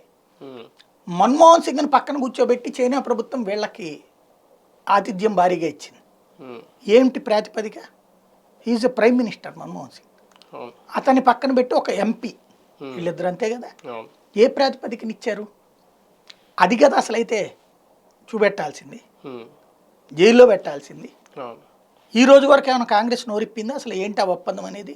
ఉమ్, మొన్న కూడా చైనా వాడి మాటలను వీళ్ళు చిలక పలుకులు పలుకుతున్నారు. ఉమ్, ఎలాగా? ఏంటి ప్రాతిపదిక? పాకిస్తాన్తో కూడా కుదుర్చుకోవచ్చుగా నువ్వు అట్లయితే, అమెరికాతో కుదుర్చుకోవచ్చుగా. మరి ఏ దేశంతో లేని చైనా ఎట్లా కుదిరింది? ఉమ్, రష్యాతో మరి సుదీర్ఘకాలపు స్నేహం ఉంది కదా. అవును. ఎప్పుడైనా రష్యన్ కమ్యూనిస్ట్ పార్టీతో కుదుర్చుకున్న ఒప్పందం ఏదన్నా? ఉమ్, మరి ఏం లేని చైనాతో ఏంటి? అది కూడా మన దేశాన్ని నాశనం చేయాలని కుట్రలు పనే దేశంతో. మరి అది కదా చెయ్యాలంటే అరెస్ట్ తీసుకెళ్ళి దేశద్రోహం కేసు పెట్టచ్చు. అవును. ఎందుకు చేయలా? ఉమ్, ఇక్కడ ఇదేంటి? కోర్టులో వచ్చిన కాన్సెప్ట్ ఇది. ఉమ్, కోర్టు ఇచ్చిన ఆర్డర్ని అమలు చేయలేని నాళ్ళు అవును. ఓ ప్రధాన పార్టీ కాబట్టి ఉమ్. ఇప్పుడు అది చేస్తున్నారు. అంటే ఇందులో ఓవరాల్గా ఈ 2 ఎపిసోడ్స్లో కారణం ఏదైతేనే యాజిటేషన్స్ అయితే గట్టిగా జరుగుతున్నాయి, అగ్నిపథ్ విషయంలో కానీ దీని విషయంలో కానీ. ఒక పక్క రాష్ట్రపతి ఎన్నికలకు సంబంధించి ఆల్రెడీ శరద్ పవార్ కూడా ప్రకటించడం జరిగింది, ప్రతిపక్షాల తరపున నేనైతే అభ్యర్థిని కాదని. ఇప్పుడు వాళ్ళు చూస్ చేసుకునే పనిలో ఉన్నారు ఎవరిని అంటే ఎవరు బిహైండ్ ద స్క్రీన్ ఉండి నడిపిస్తున్నారు దీని అంతటికి. భారతీయ జనతా పార్టీ మీద వ్యతిరేకతను ప్రజలకు చూపించే ప్రయత్నం జరుగుతుందని చాలా స్పష్టంగా కనిపిస్తుంది. అంటే రాష్ట్రపతి ఎన్నికలకి దీనికి సంబంధం లేదు. ఒకటి మాత్రం ఖాయం, ఈ అగ్నిపథ్ ఉద్యమానికి నేను అనుకోవడం అయితే మాత్రం behind the screen PK team సలహాలతో నడిచే కాంగ్రెస్ పార్టీ అయి ఉండొచ్చు. ప్రశాంత్ కిషోర్ కాంగ్రెస్తో లేడు, అవును. కాంగ్రెస్ని తిడతనట్టు నటిస్తాడు, బట్ కాంగ్రెస్కి తనే ఆత్మ, ప్రస్తుతం తనే నడిపిస్తోంది. దాంట్లో ఉండి నడిపిస్తే ప్రజలందరికీ అర్థమవుతుందని బయట ఉండి నాటకం ఆడతాడు. అందులో పక్కా అది. అదంతా తను ఒక double game player, emotional game player. Emotions సృష్టించడం అనేటువంటి రైతు ఉద్యమం ఆనాడు కానీ ఇవాళ దీనికి కానీ behind the screen Prashant Kishor. తర్వాత కాకపోతే ఏమైందంటే తను ఎక్స్పెక్ట్ చేసింది జరగల. ప్రశాంత్ కిషోర్ ఎక్స్పెక్ట్ చేసింది రైతుల ఉద్యమం అంటే దేశమంతా రైతులని. తర్వాత ఏమైంది ఎన్నికల్లో, మొన్న ఉత్తరప్రదేశ్ ఎన్నికల్లో అదే చూపెట్టారు, 1.5% ఓట్లు పెరిగినాయి బీజేపీ. అట్లాగే ఉత్తరాఖండ్ అక్కడోళ్లే కదా అసలు గొడవ అంతా. మరి అక్కడ ఎట్లా గెలిచింది బీజేపీ? అంటే వీళ్ళు అక్కడ ఎలక్షన్స్ కోసమే కదా. అకస్మాత్తుగా ఎట్ట మారిపోయింది మళ్ళీ ఆ తర్వాత ఏమైపోయింది ఉద్యమం? పంజాబ్ ఎన్నికలు అయిపోయాక రైతు ఉద్యమం అయిపోయింది. ఎందుకని? పోనీ చట్టాలు తీసేశారు. మరి చట్టాలు అంతకుముందే తీసేశారుగా, మరి ఆగిపోవాలిగా. అది ఆపించడం ద్వారా ఎవరు లబ్ధి పొందారు? వాస్తవంగా ఇందులో మనం పైంది చూస్తున్నాం, తెర వెనకాల జరిగిన ఒక పెద్ద కుట్రను వదిలేస్తున్నాం. భారతదేశం నుండి ఇవాళ రోజున ప్రపంచ దేశాలకు మనం ఎక్స్పోర్ట్ చేస్తున్నాం కదా, భారీ ఎక్స్పోర్టర్ మనం. ఇవాళ ప్రపంచ దేశాలన్నీ ఆర్థిక ఆహార సంక్షోభంలో కూరుకున్న టైంలో మనమే చేస్తున్నాం. ఇవాళ ఎలా చేయగలిగాం? ఆన్లైన్ సిస్టమ్స్ ఇవన్నీ పెట్టుకురావడం వల్ల. ఎందుకు సాధ్యమైంది? ఆ చట్టం వల్ల సాధ్యమైంది. ఇదివరకు మనకు గుర్తుందే, ఒకసారి మర్చిపోయి ఉండొచ్చు, మనకేంటంటే పబ్లిక్ మెమరీ షార్ట్ కాబట్టి ఆడుకుంటారు. జయప్రకాష్ నారాయణ గారు కొంతమంది మేధావులతో కలిసి ఆంధ్రప్రదేశ్ నుండి ధాన్యం ఒక్కొక్కళ్ళు 5 కిలోల బస్తా ఈటిటి పట్టుకుని కర్ణాటకకి వెళ్ళి అమ్మారు. గుర్తుందా? ఎందుకని? అప్పుడున్న చట్టం ఏంటి, ఒక రాష్ట్రం నుంచి ఇంకో రాష్ట్రంలో కూడా అమ్ముకోకూడదు. పక్క రాష్ట్రానికి తీసుకెళ్ళి అమ్మాలన్నా ఇదే. ఎక్కడో ఎందుకు, మీరు మార్కెట్ చెక్ పోస్టులు ఏంటి, మార్కెట్ కమిటీ చెక్ పోస్టులు ఏంటి, ఒక ఊరు నుంచి ఇంకో ఊరికి అమ్మాలన్నా ప్రభుత్వం అనుమతి కదా. అది లేకుండా చేసింది. దేశవ్యాప్తంగా ఇక్కడోడు తీసుకెళ్ళి ముంబైలో అమ్ముకోవచ్చు, ఇక్కడోడు తీసుకెళ్ళి హైదరాబాద్లో అమ్ముకోవచ్చు. ఇలా అమ్ముకుంటే ఏమవుతుంది? 10 రూపాయల టమోటా ఒక చోట ఉంటుంది, 100 రూపాయల టమోటా ఒక చోట ఉంటుంది. 10 రూపాయలు ఉన్నవాడు అందులో రైళ్లు ప్రత్యేకంగా ఈ రైళ్లు వేశారు, ఫార్మర్ రైలు. ఆటిట్లలో పడేస్తే ఏమైపోద్ది? అక్కడికి వెళ్తే 70 రూపాయలు వచ్చినా బెనిఫిటే కదా ఇతనికి, 10 రూపాయలు అతనికి. రైతు బాగుపడిపోతాడు, వ్యవసాయం డెవలప్ అవుతుంది. ఇంకొకటి, భారతదేశంలో దాదాపు 60% భూభాగంలో పంటలు పండట్లా. ఎందుకని? మన చిన్న కమతం, సుబ్బారావు గారిది 1 ఎకరం, రామారావు గారిది 1 ఎకరం, ఇట్లా ఉంటుంది, లేదా 2 ఎకరాలు 3 ఎకరాలు. దానికోసం సపరేట్గా నీళ్లు కావాలంటే కష్టం, డ్రిప్పులు పెట్టుకోవాలంటేనో ఇంకోటి పెట్టుకోవాలంటే ఒకటి బోల్డ్ అంత కాస్ట్ అవుతుంది. అదే గనక దాన్ని లీజుకి ఇచ్చారనుకోండి ఒకళ్ళకి, ఒక కార్పొరేట్ కంపెనీ. ఇప్పుడు చైనాలో చేసేది ఏంటి, అమెరికాలో చేసేది ఏంటి, కార్పొరేట్ వ్యవసాయం. పండించుకునేవాడు విడిగా పండించుకునేవాడు ఉంటాడు, పండించుకుంటూ అలా ఓపిక లేనోళ్ళు ఒక కార్పొరేట్ సంస్థలకు ఇస్తారు. లైక్ మన రిలయన్స్ లాంటోడు ఎవడో పెట్టుకుంటాడు, ఒక ఏరియాలో 1000 ఎకరాలు వాడు తీసుకుంటాడు, అందరు రైతులు వాడికి రాసిస్తారు. ఇప్పుడు నా ఫ్రెండ్ ఒకడు చైనాలో పనిచేస్తాడు, ఈ మధ్యన వచ్చాడు ఈ కరోనాకు ముందు. వాడు చెప్పేవాడు, మన దగ్గర డబ్బులు ఉన్నాయి, 1 ఎకరం డబ్బులు కొనేస్తాం, కాగితాలు మన చేతిలో ఉంటాయి, అక్కడ సోన్సో సంస్థకి ఇచ్చేస్తాం దాన్ని. అంత పేపరే, ఆన్ పేపర్, ఆన్లైన్ అయిపోతుంది. మనకి ఇట్లాగ ఇన్నేళ్ళని రాస్తాడు, ఎంత డబ్బులు చెప్పేస్తాడు. అది 30,000 50,000 అక్కడ పండే పంటను బట్టి. మనకి మధ్యలో 4-5 సార్లు వాళ్ళు విజిటింగ్కి రావచ్చు, మధ్యలో మనం ఎప్పుడైనా ఇల్లు చూసుకుంటా అంటే చూసుకోవచ్చు, ఎవరిదాళ్ళది విడివిడిగానే కనబడతా ఉంటుంది నీ పొలం ఏంటనేటువంటి. పంట అంతా వాడే పండిస్తాడు, మొత్తం మిషనరీతోనే పండిస్తాడు. నీకు 2 సార్లు 2 30,000 2 40,000 వస్తాయి డబ్బులు. నువ్వు మధ్యలో ఏదన్నా సరదాగా నాకు పంటలో నా పొలంలో చూడాలనుకుంటే నువ్వు వెళ్ళినప్పుడు అక్కడ ఒక మన ఈ ఈవెంట్ మేనేజ్మెంట్ టైప్లో ఒక 4-5 స్టాఫ్ ఉంటారు, మనకు అక్కడ 4 కుర్చీలు వేస్తారు, కూర్చోవచ్చు, అక్కడ తిని రావచ్చు, తాగి రావచ్చు, సరదాగా ఎంజాయ్ చేసుకుని వచ్చేయచ్చు. డబ్బులు ఎంత వచ్చేస్తాయి. అక్కడ దేశానికి పంట వస్తుంది, వాడికి డబ్బులు వస్తున్నాయి, మనకి డబ్బులు వస్తున్నాయి. ఇది రాబోతోంది ఇండియాలో. వచ్చేటువంటి ఒక పెద్ద దాన్ని చెడగొట్టారు వీళ్ళు రైతు ఉద్యమం పేరుతో. మరి అది అలాంటి ఎందుకు, ఎవరికి కావాలి అట్లాగా? భారతదేశం ఎదగకుండా కావాలనేది ఇంటర్నేషనల్ మార్కెట్ కావాలి.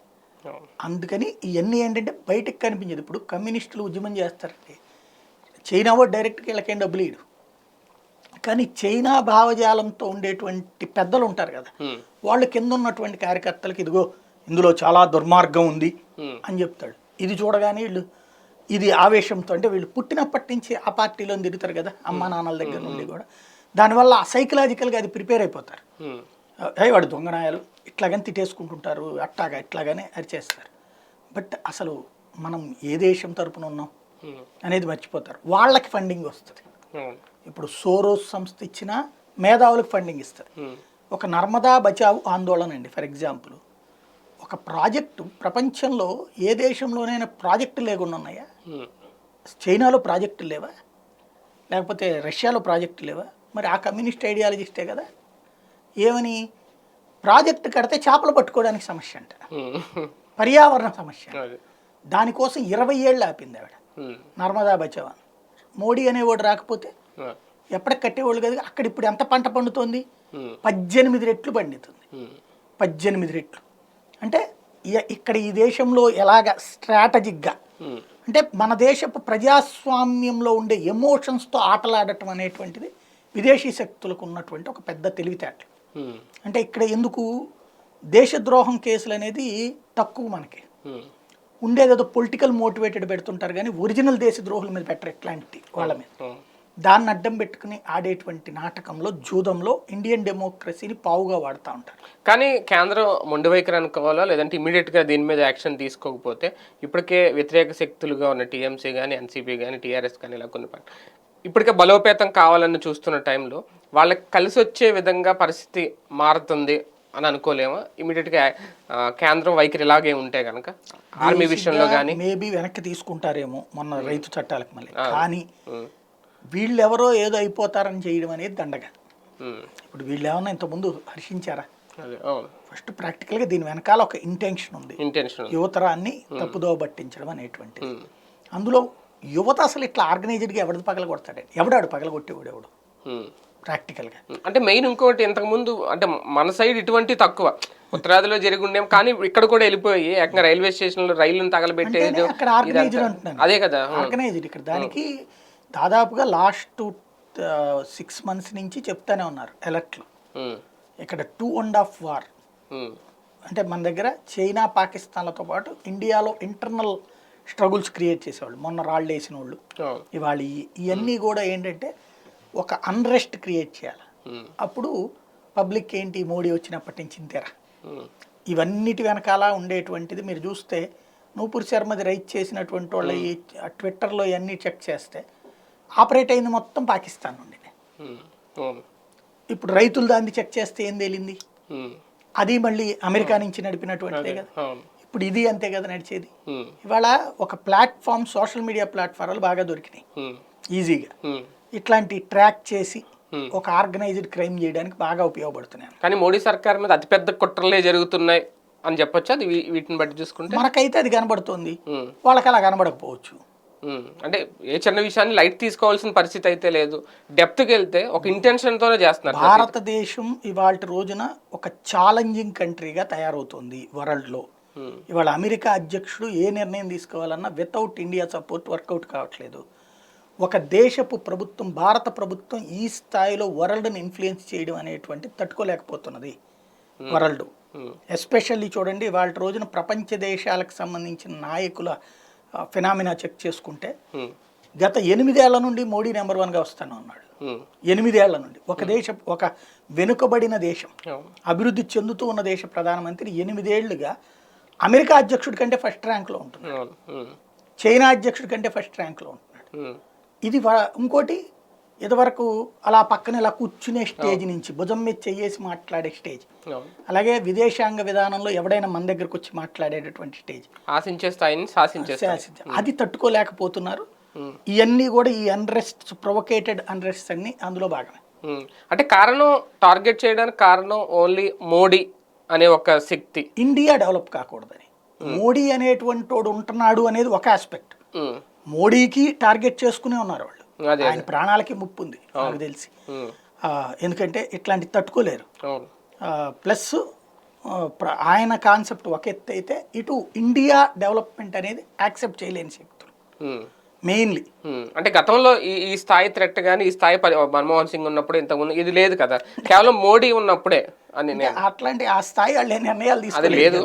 అంటే ఇప్పుడు డెవలప్మెంట్ అనేది ప్రపంచం ఈ 75 ఏళ్లలో అగ్రరాజ్యాల కంటే జీడిపి హైక్ ఒకసారి వచ్చింది ఇండియాకి, వరుసనే 3వ ఏడు వస్తుంది.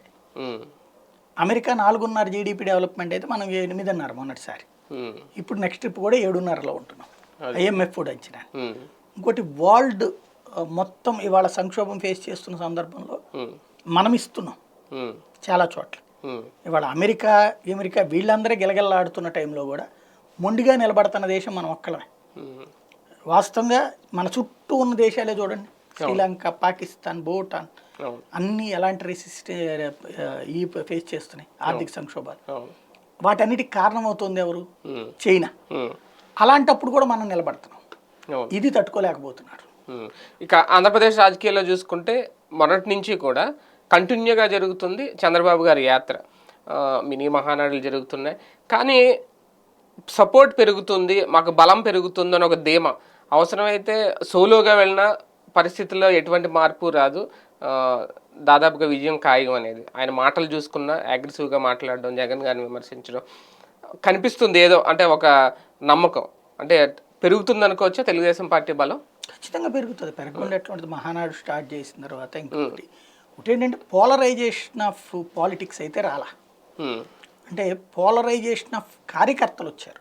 అంటే ఇంతవరకు ఇప్పుడే కాదు కదా ఎలక్షన్స్ అని ఎవరి పనులు వాళ్ళు చేసుకుంటూ పార్టీ పట్ల సింపతైజ్ అయితే ఉన్నది, కానీ ఎవరు ఉద్యోగాల వాళ్ళు, ఎవరు వ్యాపారాల వాళ్ళు చేసుకుంటున్నటువంటి వాళ్ళు ఇక మనం ప్రతిదానికి వెళ్ళాలరా, మన పార్టీ మీటింగ్లకి చాలా ఇంపార్టెంట్, ఎందుకంటే పార్టీని కాపాడుకోవాలి నెక్స్ట్ అనేటువంటి ఒక టెంపర్మెంట్ వచ్చింది. ఆ విషయంలో సక్సెస్ అయ్యారు. మహానాడులు సక్సెస్ అంటే జనం కాదు, వాళ్ళ జనం, పార్టీ జనం, కార్యకర్తలే వాళ్ళు మోటివేట్ అవుతున్నారు. ఎందుకు అంటే ఇక ఈ ట్రిప్ మనం గనక ఆగితే పెద్ద దెబ్బ తింటాం, జగన్ ఎట్టి పరిస్థితుల్లో గద్దె దించాలి అన్న కసి ప్రతి తెలుగుదేశం కార్యకర్త సింపతైజర్లో కూడా విపరీతంగా ఉంది. వాళ్ళందరూ కూడా అటెండ్ అవుతూ ఉన్నారు. అది ఒక ఆస్పెక్ట్. రెండవది ఏంటంటే ఓ రకంగా తెలుగుదేశం చైతన్యానికి పరోక్షంగా పవన్ కళ్యాణ్ కారణం. ఎట్లాగా? ఎప్పుడైతే ముఖ్యమంత్రి పదవి నాకు వదిలేయండి, నేను చూసుకుంటాను, నేను త్యాగం చేశాను, మీకు నాకెందుకు చేయరు అన్నారో, తెలుగుదేశం కేడర్ అందరికి అర్జెంటుగా కోపము లేదా భయము రెండు కూడా వచ్చినాయి. ఒకటి భయం ఏంటి అంటే, అమ్మా వీళ్ళకి ఇచ్చేస్తారా, ఎందుకు ఇచ్చేస్తున్నారు, మనందరం లేకపోబట్టి మన బాబు గారు వెనక, కాబట్టి అర్జెంటుగా మనం ఉండాలి. భయంతో కూడిన భరోసా పార్టీకి ఇవ్వడం. రెండోది కోపం. ఏంది వాళ్ళకి ఇచ్చేది ఏంది, మనం వాళ్ళెంత ఆఫ్టర్ ఆల్. అప్పుడు మనం చూసాం కదా 2 రోజులు ట్రోలింగ్, వాళ్ళెంత ఆఫ్టర్ ఆల్, ఇంకా డూలేక వాడారు కదా వాళ్ళు ఆఫ్టర్ ఆల్. కాబట్టి మన వాళ్ళే అంటే ఇప్పుడు కనుక మనం అందరం లేకపోతే బాబు గారు ఆయనకు ఓకే అనేస్తాడు గబక్కన, అది పెద్ద సమస్య అయిపోద్ది. ఇక ఒక్కసారి కనుక పొత్తు పెట్టుకుంటే తెలుగుదేశం పార్టీ ఇప్పుడు నెక్స్ట్ ట్రిప్ వచ్చేటప్పటికి వితౌట్ బాబు గారు వెళ్ళాల్సి రావచ్చు నెక్స్ట్ ఎలక్షన్స్. అంటే బాబు గారు వేరే ఇదనేది కాదు, హెల్త్ ఇదని కాదు, అప్పటికి ఇంకెక్కువ లీడు ఇవ్వాల్సి వస్తుంది కదా లోకేష్కి. ఆ టైంకి వచ్చేటప్పటికి ఎట్లాగొచ్చిందంటే ఇక పర్మనెంట్ ఇదే అవుతుందిగా. ప్రజల్లో కూడా నమ్మకం క్రియేట్ చేసే పని మొదలు పెట్టారా చంద్రబాబు గారు? ఎందుకంటే ఇప్పుడు అనుకున్నట్టే నేను నవయువకుడిని అని చెప్పుకుంటూ వెళ్ళడం, ఆయన ప్రసంగాలు చూస్తే ఓకే జగన్ గారిని విమర్శించడం అనేది కామను, కాకపోతే నేను ఒక ప్రత్యామ్నాయం అని చూపించడం, ఎక్కడా పెద్దగా నా వారసుడని కానీ లోకేష్ గారిని ఆ మాటలు ఏం రావట్లేదు, కానీ నేను ఇంకా యువకుడుగానే ఉన్నాను అని చెప్పడం, తొడగొట్టడం, ఇవన్నీ జరుగుతూ ఉన్నాయి ఈ మినీ మహానాడులో. బేసిక్గా అంటే నా దృష్టిలో ఇప్పుడు ఆ ఉపన్యాసాలు వింటున్నప్పుడు కూడా నాకు అనిపించింది ఏంటంటే, నేను చాలాసార్లు అయింది అబ్జర్వ్ చేసింది, కానీ ఆయన ఉపన్యాసం ఎంత తగ్గిస్తే పార్టీకి అంత లాభం, అంత బలం. అంటే తక్కువ మాట్లాడితే అన్న వీక్ అయిపోతున్నారు అనే సంకేతం వెళ్తుందేమో అట్లా మాట్లాడుతున్నారు. కానీ ఈ మాటల వల్ల ఏమైపోతుందంటే అర్థం పర్థం లేని అన్ని మాట్లాడేస్తున్నారు. ఇప్పుడు మద్యం రేట్లు అట్లా అమ్మేస్తాడా ఇట్లా అమ్మేస్తాడంటే నువ్వు వచ్చేమన్నా తగ్గిస్తావు అంటే ఏంటి? అప్పుడు తాగబోయించడమా? లేదు సంక్షేమ పథకాలు అట్ట చేస్తున్నాడు ఇట్లా చేస్తున్నాడు అంటే సంక్షేమ పథకాలు నీ ప్రత్యేకంగా గుర్తు చేస్తున్నావు, వాళ్ళకి ఇస్తున్నాడు అనేసి. నువ్వు ఇవ్వండి వాళ్ళు ఇస్తున్నారనేది గుర్తు చేస్తున్నావు. అవి ఆయన ఇంకోటి ఇప్పుడు ఫర్ ఎగ్జాంపుల్ కొన్ని ముద్రలు వేసేస్తారు. లైక్ ఆ పాప మేఘనా అనే అమ్మాయికి వరకు వచ్చింది, అమ్మాయి ఫస్ట్ క్లాస్లో పాస్ అయిన ప్రతి చోట వీళ్ళ కోత అట్లాగే ఉంది. కోతని అసహ్యమైన పదం అది. కానీ ఎందుకు మాట్లాడాల్సి వస్తుందంటే ఒక ఆడపిల్ల, చిన్న పిల్ల, నీ బిడ్డ లాంటి పిల్ల, నీ మనవరాలు లాంటి పిల్ల, నీ కూతురు లాంటి పిల్ల, తెలుగుదేశం పార్టీలో ఉన్నటువంటి నాయకులకి అమ్మాయితో నీకు ఆటలేంటి అసలు? అమ్మాయికి రాజకీయానికి ఏంటి సంబంధం? ఒక మంచి చదువుకుంటుంది, పిలిచారు వచ్చింది, ఇంగ్లీష్లో మాట్లాడింది, అది అమ్మాయి తప్ప పాపమా? నీ రాజకీయాల కోసం ఆ పిల్ల జీవితంతో చెలగట్టమంటే ఎందుకు?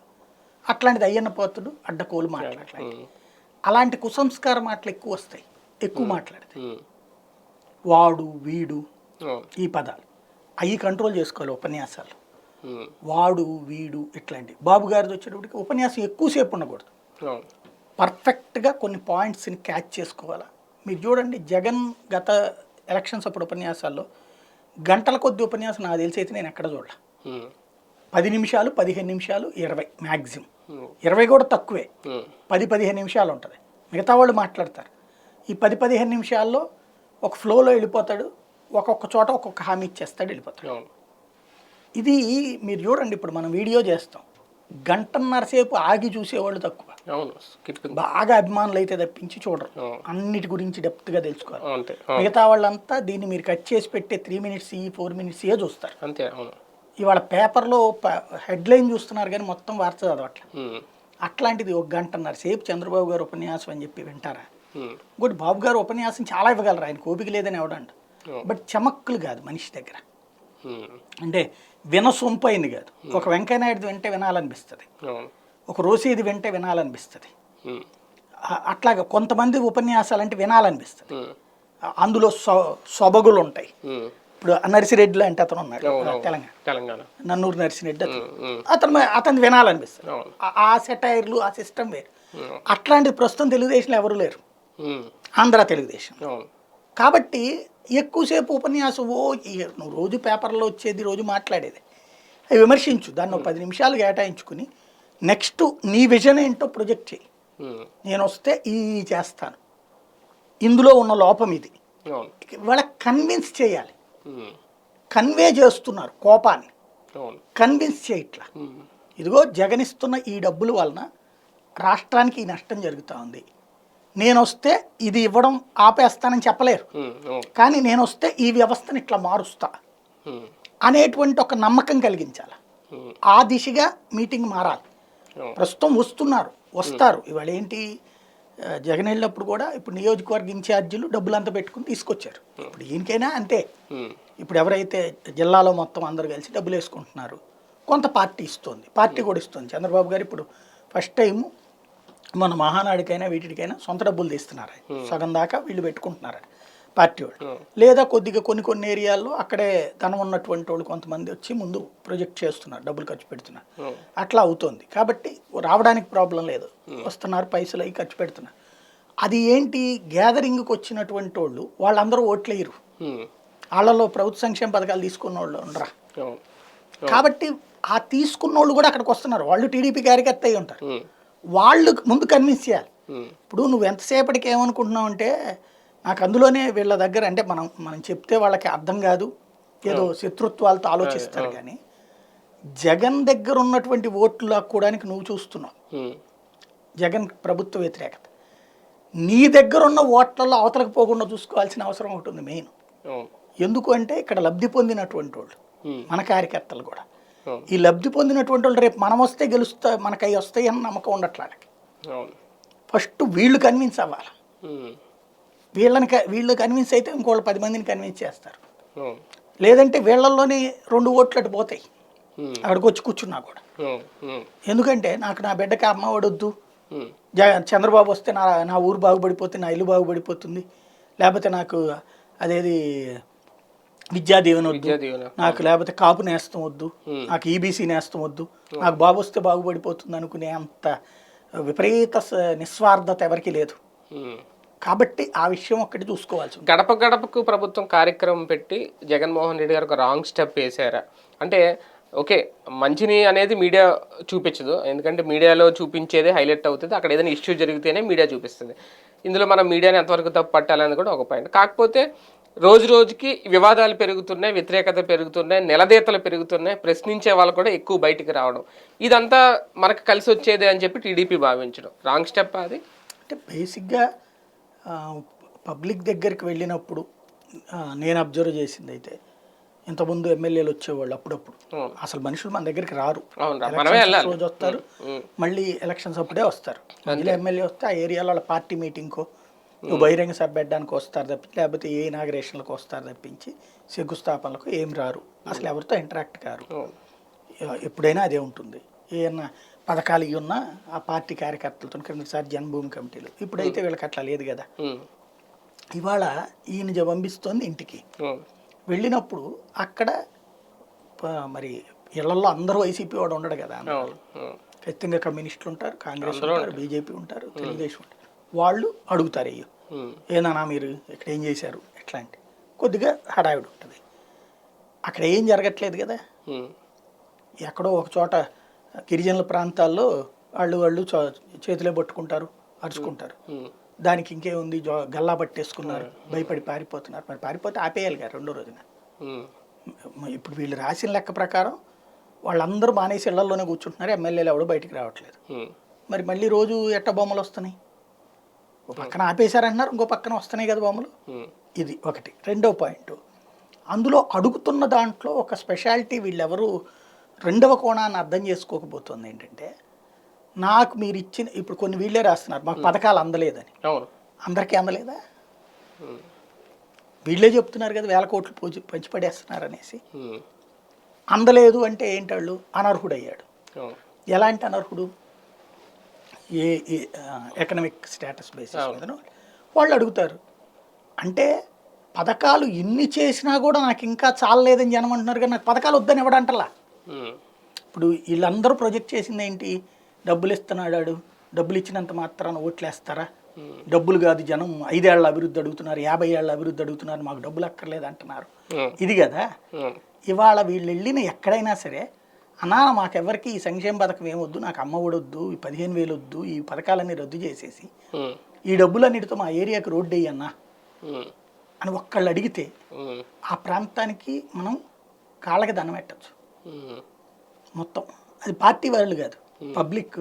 అన్నా మాకు అమ్మ ఒడి ఇవ్వద్దు, మా పిల్లలకి ఫీజు రియంబర్స్మెంట్ వద్దు, లేదంటే ఆ పెన్షన్ కూడా వద్దు, ఆ ఏబీసీ నేస్తాలు వద్దు, నువ్వు వేసే డ్వాక్రా రుణాలు వద్దు, 0 వడ్డీ రుణాలు వద్దు, రైతు డబ్బులు వద్దు, ముందు మా ఏరియాకు రోడ్డే అని అడిగారంటే రాష్ట్రం మారిపోయినట్టు ఖచ్చితంగా ఒప్పుకోవాలి.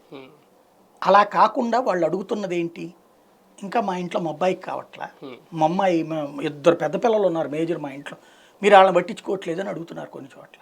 అంటే ఏంటి, ఒకే ఇంట్లో వాళ్ళిద్దరు కూడా చెరొక ఇల్లు, అంతేగాని నాకు ఇల్లు వద్దు అంటలేదే. అప్పుడు అంత చేసినా అన్సాటిస్ఫైడ్ ఉంటే అప్పుడు ఏమి చేయని వాళ్ళకి సాటిస్ఫాక్షన్ వస్తా అంటే స్వప్రయోజనాలను ఎవరు వద్దనుకోరు కదా, వదులుకోరు కదా. వీళ్ళు ఏమంటున్నారు, అవి తప్పు అంటున్నారు కదా. ఇప్పుడు వీళ్ళు రాసే వార్తలన్నీ అవి తప్పని కదా, అవి ద్రోహం రాష్ట్రానికని కదా. అది కదా సమస్య. వైఎస్ఆర్ బీమా లాంటి పథకాలు జగన్మోహన్ రెడ్డి గారికి అంటే ఈ టైంలో ఇప్పుడు సడన్గా ఆయన ప్రకటించడం, ఇవ్వడం, డబ్బులు ఖాతాలో వేసేయడం ఎన్నికల దృష్ట్యా కలిసి వచ్చేదా, లేదంటే అందులో కూడా మిర్చి రైతులకి ఒక తరహా భారీగా అందించడం, మినప శనగ ఈ రైతులకి చాలా తక్కువగా 2,000 లేదంటే 3,000 1,500 ఇప్పుడు అది కూడా అందులో కూడా వ్యతిరేకత వస్తుంది. కొంతమంది రైతులు ఇప్పుడు కూడా బయటకు వచ్చి అడుగుతున్నారు మాకు అన్యాయం జరిగింది అనేది. అంటే ఇచ్చి మంచి చేశారా, లేదంటే ఈ తరహాగా పంచి తప్పు చేశారా? ఎప్పుడు నడుస్తూనే ఉంటాయండి అసంతృప్తులు, ఎప్పుడు ఉంటుంది.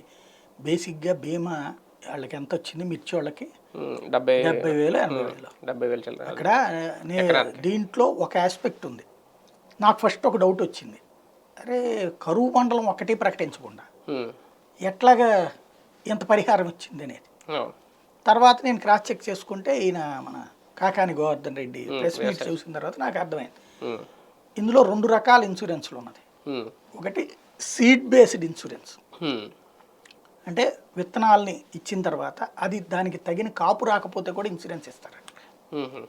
ఇంకోటి ప్రకృతి వైపరీత్యాల ఇన్సూరెన్స్, దీనికి ఒక 7 దానికి ఒక 23 ఉన్నాయట.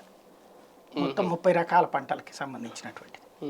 మొత్తం మనం 50-70 వేసుకుంటే 30 రకాల పంటలకి ఇన్సూరెన్స్ వర్తిస్తాయి. అందులో ఇట్లా సీడ్ బేస్డ్ ఉంది, ప్రకృతి వైపరీత్యాల బేస్డ్ ఉంది. ఇవి సీడ్ బేస్డా ప్రకృతి వైపరీత్యాల బేస్డా అనేటువంటి ఒకటి ఏం జరిగిందంటే మనకి 45 నుంచి 47 లక్షల మంది రైతులు, దాంట్లో ఈ ₹1 కట్టాలి ఆర్బీకేలో 30 లక్షల మందే కట్టారు. ఆ రూపాయి ఏందిలే కట్టేది ఏందిలే ఆ రాసుకోమని అని వదిలేశారు. అలా వదిలేసిన వాళ్ళు ఇప్పుడు గొడవ. వదిలేశారు, రూపాయే కదా అంటే దాని వాల్యూ రూపాయే కదా అనుకున్నారు. ఇవన్నీ ఉత్తునే జనాల కోసం, షో కోసం, పొలిటికల్ మోటివేటెడ్ వాళ్ళు కాబట్టి పెట్టలా. పరిహారం ఇప్పుడు వచ్చేటప్పటికి గిలగల్లాడిపోతున్నారు వాళ్ళు, అదేందనేసి. వాళ్ళకి ఏంటంటే కొన్ని పల్లెటూళ్ళలో అదొక పక్క విపరీత ద్వేషాలు. నేను తెలుగుదేశం అంటే అది అది కోసిన పసుపు వస్తుంది అనే టైపు మెంటాలిటీ ఉన్నటువంటి వాళ్ళు ఆ జగన్ గడి రూపాయి అంట ఏదో నాటకాలు కాబోతే ఎవడికి తెలవదు అనేసి వదిలేసిన వాళ్ళు ఉన్నారు. ఇప్పుడు వాళ్ళ పక్కన వాళ్ళకి 70,000 వచ్చి ఇదేంటంటే సమస్య వస్తుంది. మిగతాది వచ్చేటప్పుడు మీరు చెప్పినట్టే ఈటెట్లో ఆ సీడ్ దానికి అయిన పెట్టుబడి మొత్తమే పర కదా ఇన్సూరెన్స్ అంటే. అసలు ముందు ఇన్సూరెన్స్ వెంటనే వచ్చేస్తుంది. ఇదివరకు 3 ఏళ్లకో 4 ఏళ్లకో వచ్చేటువంటిది. అది కూడా వీళ్ళు పదే కలెక్టర్లకు అడిగి కలెక్టర్ పైకి అడిగి ఆ పైన మాట్లాడుకుని 100 సార్లు అడిగితే 4 ఏళ్లకు 5 ఏళ్లకు వచ్చేటువంటి డబ్బులు. అదేదో సచ్చినోడి పెళ్లికి వచ్చిందే కట్టం అన్నట్టు. అప్పటికి అసలు దాని మీద మర్చిపోని కూడా మర్చిపోతారు. ఎన్నో వార్తలు రాసి ఉంటాం. నేను నా కెరీర్లో కనీసం 30-40 వార్తలు రాసి ఉంటాను ప్రతిసారి ఇన్సూరెన్స్. అట్లా కాకుండా ఏడాదికే వస్తుంది కదా. అంటే రాజకీయ పార్టీ నాయకులు ఇప్పుడు ఆల్రెడీ రోడ్డు మీదకి వచ్చేసారు. చంద్రబాబు గారు తిరుగుతున్నారు, పవన్ కళ్యాణ్ గారు కూడా రెడీ అవుతున్నారు. జగన్మోహన్ రెడ్డి గారు రావడానికి ఇంకా సమయం ఆసన్నం కాలేదా? ఇంకా టైం ఉందా? ఆయన మెంటాలిటీ ఏంటో అర్థం కావట్లేదు. బేసిక్గా ఆ మధ్యన ఏదో రచ్చబండ చేస్తారు అన్నారు, కానీ మళ్ళీ ఏమైందో తెలియదు. మళ్ళీ రేపు ఫస్ట్ ఫేజ్లో వీళ్ళ అయ్యాక ఎమ్మెల్యేలు అయ్యాక ఆయన తిరుగుతారంటున్నారు. మళ్ళీ అది తెలియట్లేదు. అయితే ఇక్కడ మల్టీ టాస్కింగ్ అనేటువంటి దాంట్లో ఈయన మల్టీ టాస్కింగ్ చేస్తాడు ఒకేసారి 10 పనులు. కానీ ఈ 10 పనుల్లో జనంలోకి వెళ్ళడం అనేది తీసేస్తున్నాడు. చంద్రబాబు గారు మల్టీ టాస్కింగ్ చేస్తాడు. ఓ పక్కన జనంలో తిరుగుతుంటాడు, మళ్ళీ అక్కడే పార్టీ మీటింగ్లు పెట్టేస్తుంటాడు, వెంటనే నిర్ణయాలు పార్టీ అదే హెడ్ క్వార్టర్కి చేరేస్తారు, చకచకా చేసుకుంటారు. ఆ మల్టీ టాస్కింగ్ ఈయనకి చేత కావట్లా. ఇప్పుడు జనంలో తిరుగుతా కూడా ప్రభుత్వం నడపచ్చు, అది చేయలేకపోతున్నాడు ఈయన. నెంబర్ 1. నెంబర్ 2 ఏంటంటే ఈయన ఫ్రమ్ ద బిగినింగ్ ఒక దాన్ని ఏమంటారు సిగ్గర అనుకుంటా. అంటే జనాలలో కలిసే తత్వం తక్కువ. వెంటనే పాదయాత్ర చేశాడు అవసరం కోసం. అంతకుముందు కూడా ఎప్పుడు కనబడేవాడు ప్రతిపక్ష నాయకుడిగా నెలకి ఒక దీక్ష ఏదో ఉండేది. 48 గంటల దీక్ష అంటారు. మధ్యాహ్నం 12:30-1 గంటకు వచ్చి కూర్చుంటారు. రెండో రోజు మధ్యాహ్నం 12:30-1 గంటకి అయిపోతుంది. ఆమె లోపల సాక్షిలో కంటిన్యూగా లైవ్ వేసేవాళ్ళు. ఓ పాటలో 10 పాటలోనూ మధ్యలో ఉపన్యాసాలు ఇస్తూ ఉండేవాళ్ళు. ఆ సాక్షి ఇంక అసలు ఇంకే వార్త లేదన్నట్టు అదే లైవ్ ఇచ్చేది. అంతే. ఆయన నెలకు ఒకసారి ఒక కార్యక్రమం. అసెంబ్లీలో మాట్లాడేటప్పుడు ఆయన మాట్లాడపోవడం, వీళ్ళు ఆపేయడం. అట్లాగే 2 గంటలు 3 గంటలు వెళ్ళిపోవడం. సాయంత్రం ఆ తర్వాత అసెంబ్లీనే మానేశాడు. తర్వాత కూడా జనంలో తిరిగింది పాదయాత్ర. అంతే కదా. పాదయాత్ర అప్పుడు కూడా బ్రేకే కదా. శుక్రవారం అంటే గురువారం మధ్యాహ్నం నుంచినే, ఒక్కోసారి గురువారం పొద్దున్న నుంచినే మానేసి వెళ్ళిపోయాడు. మళ్ళీ శనివారం సాయంత్రం వచ్చావు. 2 రోజులు రెస్ట్. అంటే అప్పుడు కోర్టు కూడా వెళ్ళేవారు ఒకటే కదా. అది ఆ కోర్టు కోసం వెళ్ళి వచ్చారంటే ఇది. కానీ నేను అనేది ఆ టైప్ అంటే ఇట్లాగే పడుందాం ఇక్కడే అనే టైప్ మెంటాలిటీ కాదు. ఆయన మెంటాలిటీ అది. ఇప్పుడు రాజశేఖర రెడ్డి జనంలోనే తిరిగేవాడు. రోసయ్య అంత వృద్ధాప్యంలో కూడా జనంలో తిరిగేవాడు. కిరణ్ కుమార్ రెడ్డి 24 గంటల జనంలో ఏదో ప్రోగ్రాంలు పెట్టుకుని తిరుగుతూ ఉండేవాడు. ఈయనకి మాత్రం అసలు తిరగడు. కానీ జగన్మోహన్ రెడ్డి గారు మాట తీరులు ఈ మధ్యన చాలా స్పష్టంగా కనిపిస్తున్నది. మన మంత్రులతో ఎమ్మెల్యేలతో మాట్లాడినప్పుడు కానీ ఇస్తున్నాం కదా ఎందుకు అయ్యారు ఓటు, మొత్తం సంక్షేమ పథకాల అమలు అద్భుతంగా జరిగిపోతుంది, 95% అమలు చేసేసాం నవరత్నాలు, ఎందుకు రావు, ఎందుకు గెలం, 175 ఎందుకు సాధించలేం, అంటే మనం ఇచ్చాం పథకాలు ఎందుకు ఓటు వేయరు అని ప్రజలు ఓకే ఇచ్చారు తీసుకుంటున్నారు కూడా. అలాగని ఒకవేళ నాయకుడు అనేవాడు ప్రజల్లోకి వెళ్ళి కనీసం ఏడాదో 2 ఏళ్ళు ఉండకపోతే ప్రజలు ఆ తరహా యాక్సెప్ట్ చేస్తారా? అదే తేలాలి. పాలిటిక్స్ కూడా ఒక క్లారిటీ రావాలి. ఇప్పుడు ఇంతకుముందు చంద్రబాబు ఎప్పుడు తిరుగుతూ ఉన్నాడు. 10 ఆయన సీఎంగా ఉన్నంత వరకు తిరిగాడు. మరి 2004 ఎందుకు ఓడగొట్టారు? అదే కదా. 2014లో కూడా ఎందుకు, 9లో కూడా ఎందుకు ఓడిపోయారు? తిరిగారు విపరీతంగానే. తక్కువగా తిరిగిన రోషే గెలిచాడు కదా జనంలోకి. ఏమి సరే కిరణ్ కుమార్ రెడ్డి ఇలాంటి ఎలకేటెడ్ అనుకున్నాడు దాంట్లో. తర్వాత మళ్ళీ చంద్రబాబు గారు వచ్చారు, 5 ఏళ్ళు తిరిగాడు, మళ్ళీ ఎందుకు ఓడిపోయాడు? ఇక్కడ ఇప్పుడు కేసీఆర్ అసలు తిరగడు, కంటిన్యూ గెలుస్తూనే ఉన్నాడు 8 ఏళ్ళ నుంచి. అంటే ఒకళ్ళ యాటిట్యూడ్. ఇప్పుడు చంద్రబాబు గారిది ఒక యాటిట్యూడ్ అండి. ఆయనకి జనం చుట్టూ జనం లేకపోతే ఆయనకి నిద్ర పట్టదు, ఆయనకి కూర్చోబుద్ధి అయ్యదు. అంటే పాలిటిక్స్లో ఒక ఫస్ట్ లోన్లీగా ఒక్కొక్కటి నడుపుకుంటా ఎన్టీఆర్ గారికి అది ఇది అందజేస్తూ, ఎన్టీఆర్ చుట్టూ జనం ఉంటే వాళ్ళల్లో ప్యాకేజ్ మాట్లాడుకునే స్టేజ్ నుంచి తన చుట్టూ జనం మొబిలైజ్ అయ్యే స్థాయికి వచ్చారు. అంతే కదా. ఆ మనిషికి అలా చుట్టూ జనం లేకపోతే తట్టుకోలేరు. అందుకే ఆయన 24 గంటలు చుట్టూ జనం కావాలి. సభలో సమావేశాలు ఏమీ లేకపోతే కరోనా టైంలో కూడా ఈ పెట్టుకునే ఉన్నారు కానీ ఏం ఆగలేదుగా. అవును. ఆయన యాటిట్యూడ్ 24 గంటలు చుట్టూ మనుషులు ఉండాలి, జనంలో ఉండాలి, జనంతో మాట్లాడుతూనే ఉండాలి. ఉమ్. అందులో మంచి ఉంటాయి, చెడు ఉంటాయి, ఏమైనా కానీ. అవును. అంటే ఈయనకు వచ్చేటప్పటికి జనంతో ఎప్పుడు మాట్లాడాలో అప్పుడే. ఉమ్. ఈయన యాటిట్యూడ్ ఇది. ఉమ్. ఇప్పుడు ఇదివరకటి రోజులకి ఇప్పటికీ మారిన రాజకీయం అది. ఉమ్. జనం యాక్సెప్ట్ చేస్తారు లేదనేది నెక్స్ట్ తేలా. ఫైనల్గా ప్రస్తుతం జరుగుతున్న యాజిటేషన్స్ దేశవ్యాప్తంగా మోడీ గారి మీద పెరుగుతున్న వ్యతిరేకత ఈ టైంలో ఆంధ్రప్రదేశ్ పర్యటన, అది కూడా ఉత్తరాంధ్రలో స్టీల్ ఫ్యాక్టరీ విషయంలో ఏం జరగబోతుంది ఏంటి అనుకుంటున్న టైంలో ఒక డేరింగ్ డెసిషన్ ఇప్పుడున్న యాజిటేషన్స్ విషయంలో ఆంధ్రాకి రావడం, పార్టీకి సంబంధించో లేదంటే భారతీయ జనతా దక్షిణాది మీద దృష్టి పెట్టారు కాబట్టి పార్టీ డెవలప్మెంట్ కోసం దానిలో భాగంగా ఆయన వస్తే కనుక యాక్సెప్ట్ చేస్తారా ప్రజలు? ఈ వ్యతిరేకత ఆయన ముందు కనబడదా? అంటే పబ్లిక్ యాజిటేషన్ ఎప్పుడు చేయరు, చేసే పార్టీలు పార్టీలు ఇప్పుడు అది నాకు తెలిసి వైజాగ్ పెడతారు లేదో అది అనుకుంటుంది ఇక్కడ అని, భీమవరం అని. భీమవరం ఉత్తరాంధ్ర వైజాగ్ రెండోది ఇక్కడ మన విజయవాడ దగ్గర ఎయిమ్స్. వైజాగ్ అన్నట్టు కనిపించలే నాకైతే, ఏమైనా మారుస్తారేమో తెలియదు కానీ ప్రస్తుతానికైతే ఈ రెండే కనబడుతున్నాయి. ఇక్కడైతే పెద్ద ఇష్యూస్ ఏం లేవు. ఇక్కడంటే అమరావతి రైతులు ఆయన అడిగేది ఏం లేదు కదా అందులో. అంటే ఊరికినే ఇలా ఇదేదన్నా చేయాల్సిందే కానీ అడవిడ ఏమైనా చెయ్యాలనుకుంటే అక్కడ ఒకవేళ చేస్తే తెలుగుదేశం పార్టీ జయించినట్టే అవుతుంది. ఎందుకంటే అక్కడ కాన్సెప్ట్ ఏమి ఇదేం కాదు కదా. ఇప్పుడు కేంద్రం తీసుకునే నిర్ణయం కాదు కదా, అది రాష్ట్రం తీసుకునేది, అసెంబ్లీలో జరిగేటువంటిది. ఎయిమ్స్ అసలు రాష్ట్రానికి ఒక పెద్ద మగటాయమానంగా వచ్చినటువంటిది. అదే వద్దంటే ఇంకేం కావాలి, నెంబర్ 1. రెండవది భీమవరం దగ్గరది అల్లూరి సీతారామరాజుది. ఆ ఏరియాలో రాజులకే కాదు అందరికీ కూడా కావాల్సినటువంటిది. ఇక్కడ పెద్ద ఇష్యూస్ ఏమి ఉండకపోవచ్చు దాంట్లో. రైట్, చూద్దాం. మొత్తానికి ఆంధ్రప్రదేశ్ రాజకీయాలు కానీ దేశవ్యాప్తంగా ఉన్న రాజకీయాలు కానీ చాలా వాడిగా అయితే నడుస్తున్నాయి. కాకపోతే భవిష్యత్తులో ఎవరిని డిసైడ్ చేస్తారు, పబ్లిక్ ఏం చేస్తారు, ఇవన్నీ కూడా వేచి చూడాల్సిన అంశం. ఇది వాటి వీకెండ్ విత్ జర్నలిస్ట్.